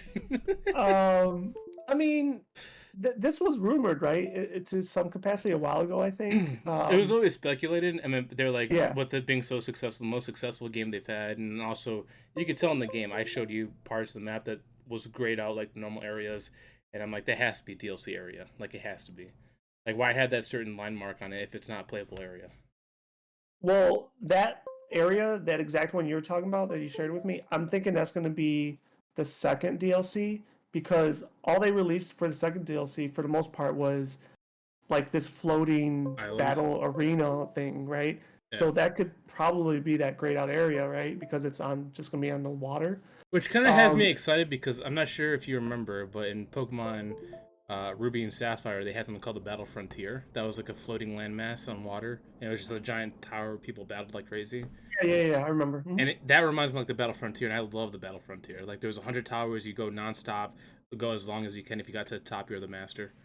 Yeah, I'd love to see that. almost like endless play. Yeah. Yeah. Um, I'm not too sure where DLC one's gonna take. I'm guessing it's gonna be still on island, maybe deeper into Ground Zero, I think. Because what was the subtext? The secrets of Ground Zero or something like that. The hidden secrets. I don't know, something I of that think, well, magnitude. the title for both of them is The Hidden Secrets of Ground Zero, but each of them Correct. have, like, another extra subtext underneath that, and I don't know what they're called. Correct. Well, the one is the teal mask, and the other one is I forgot. Okay.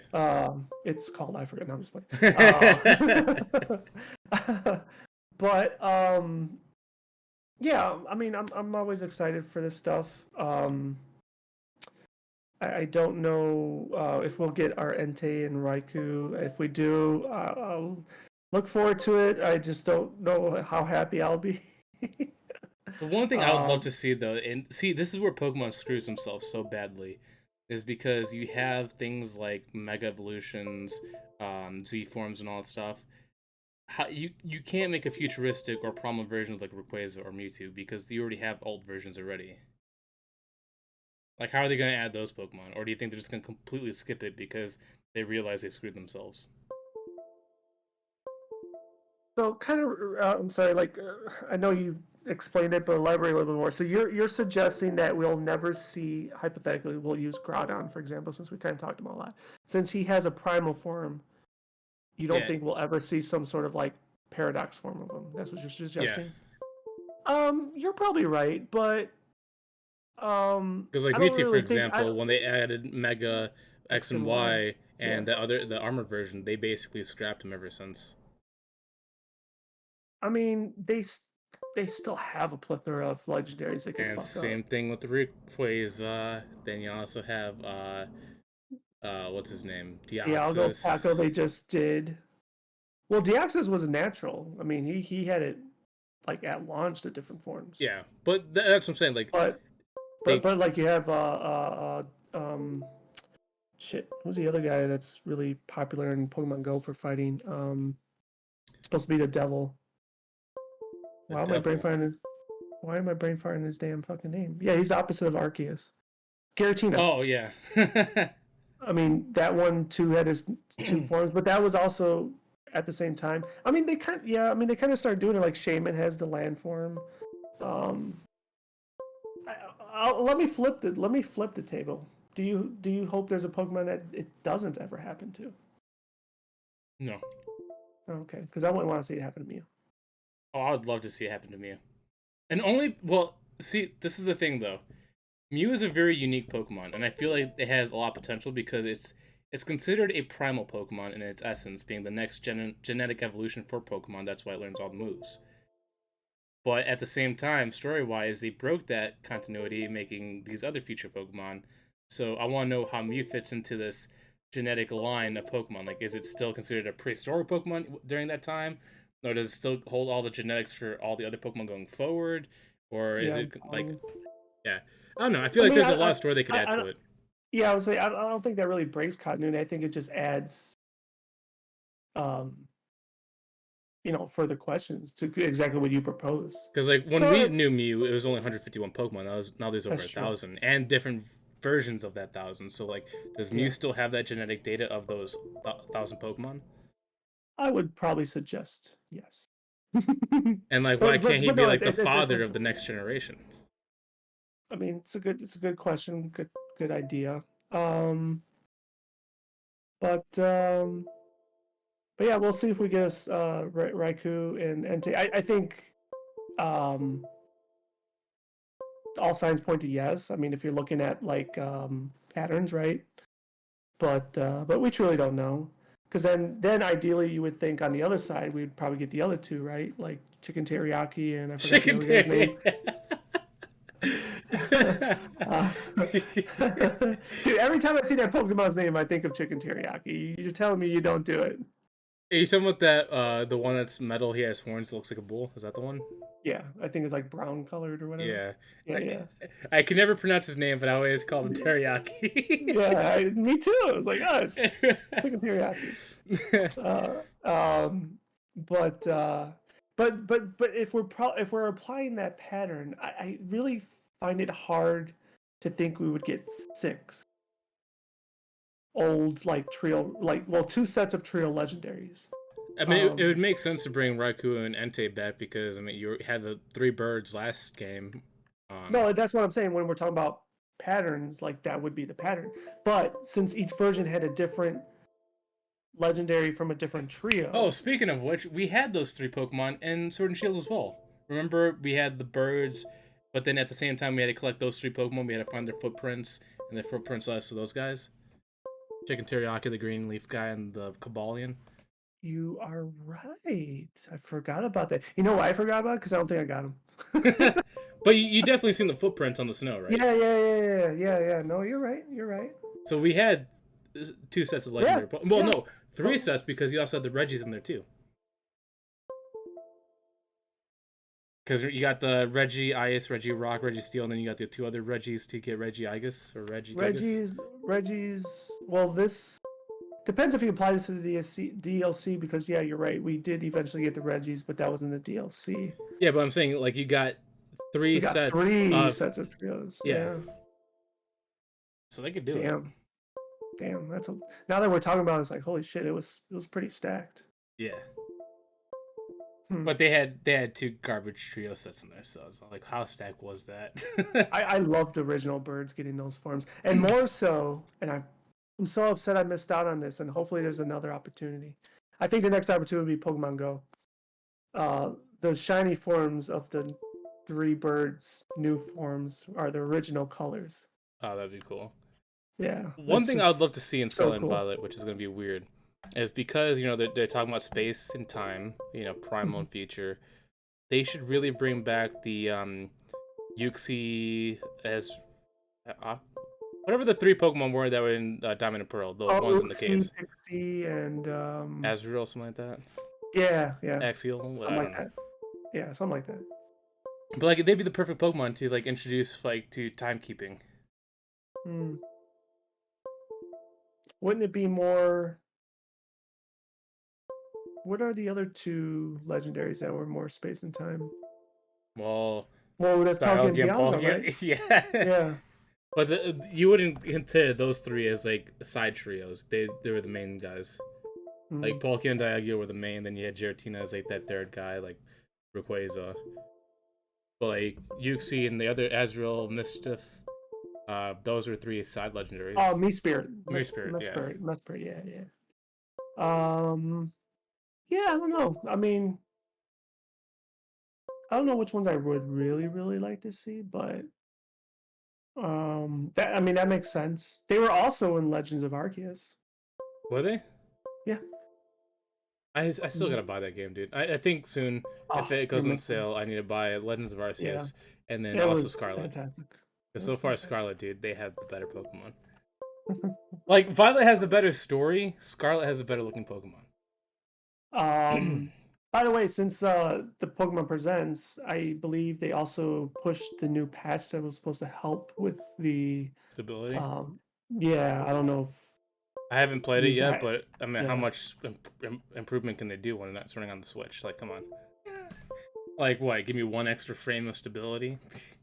Yeah, I don't know. I know part of it was removing a lot of Pokemon from the overworld because they were thinking that was. It definitely was. Yeah. So. But that would be like the biggest step backwards. They should have limited distance rendering. Yeah. Because like, what's the whole point of playing Pokemon if you can't see more Pokemon? Yeah, no, I'm with you. But to that point, I mean, they all don't need to be up at once, right? Like, so I get it. Like, if you want to, they spawn as you are in an area type thing. But I'm glad that they really, really tried with this game because it is what we want, right? It's kind of like they're still in the right direction. It's just the unfortunate part of how they didn't do it as well as they did. Yeah, too bad they didn't bring it to Xbox. It would have been better. Yeah, well, that partnership wasn't agreed upon yet, so maybe the next one. But yeah, so anyways, I believe we, for the most part, hit all the high notes on the Pokemon Presents that was last week. I'm still Um, shooketh that people are still interested in sleep. It's such a mind blowing thing. I think. I mean, it depends what it brings to the table. Like, Sleep. I mean, well,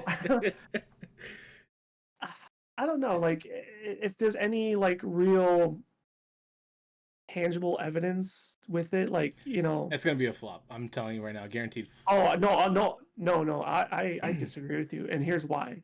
Because if it does have that integration with Pokemon Go, it will not be a flop. I promise you that. Promise you that. All right, let's take bets 6 months down the line, flop, and I know that Pokemon Sleep is gonna have definitely a watch accessory, like if it goes with the Apple Watch or Samsung Watch or whatever. To track your You mean sleeping. you mean an app? Well, no, because the app is Pokemon Sleep itself. I'm saying it'll be But connected to your Apple Watch or Samsung thing. So you could wear your watch, and that watch will track you sleeping while you could have your phone well, miles away, so you don't get radiation poisoning.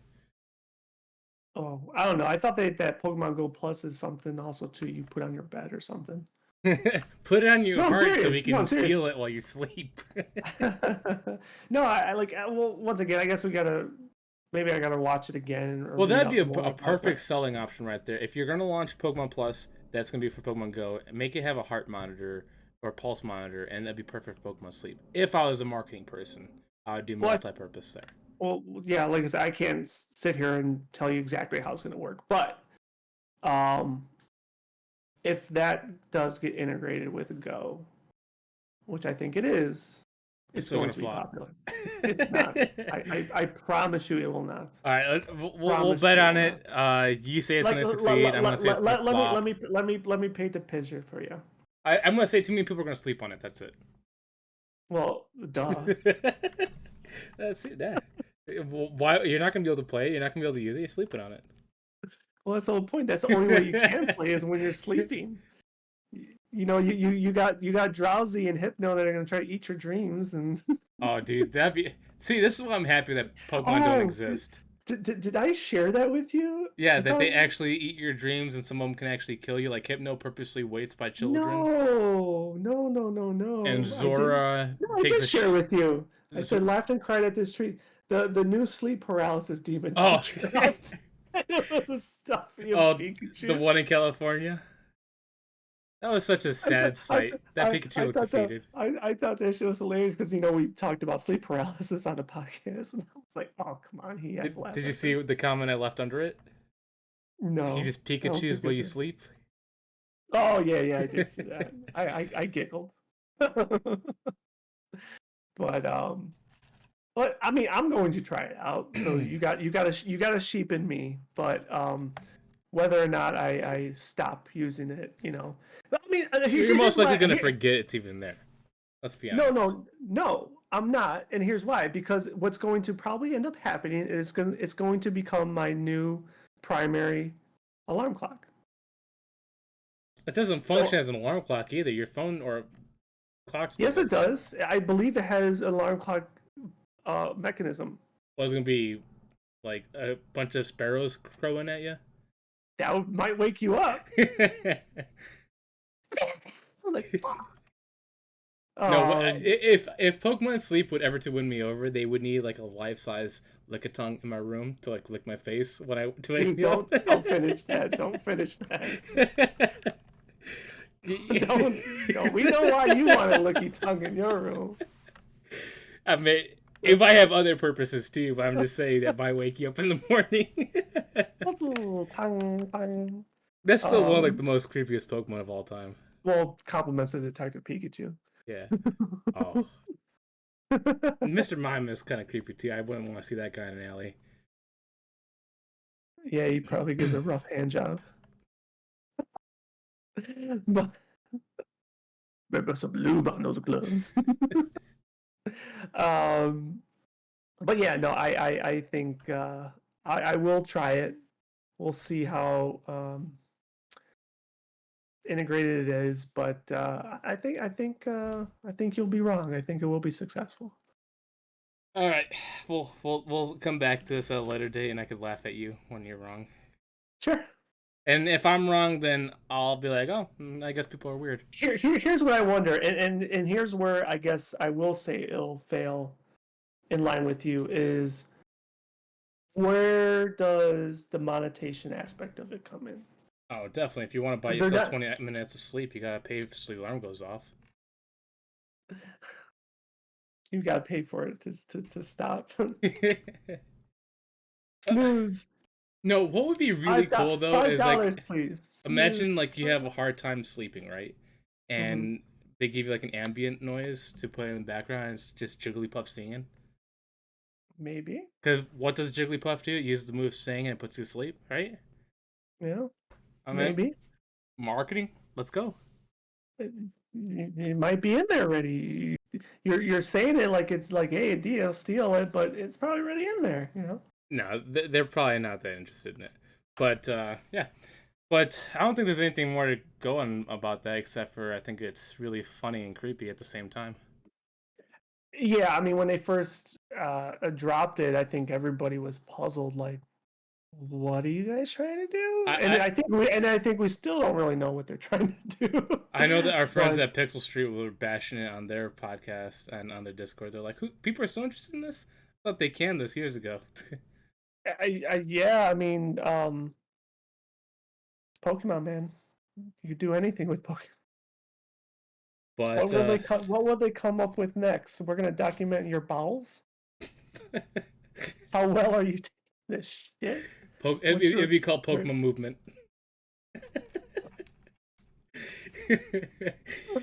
Oh, Ta-da! oh man. All right. Hey, if Well, they really want to tap into another market, they can make a Ditto robot that can transform into anything you want. I mean, oh, there you go. there But you go. I mean, like you brought up earlier, they got the brushing of teeth. I mean, yeah, man. I don't know. I don't know. lots of potentials, a lot of bad Lots, potentials. a lot of creepy ones, but there may be some realistic ones in our future. All All right, right, man. You sir. want to Well, wrap it up? I can wrap it up. Unfortunately, that was all the topics we had today. Like we did mention earlier, I felt like we felt it was a slow and small news week. Well, to be fair, And we were also too engrossed in our oh in yeah, games. yeah, very much indulged in our gaming habits. That is true. Yeah, But because rank play has me, Hogwarts had me. Bad times right now.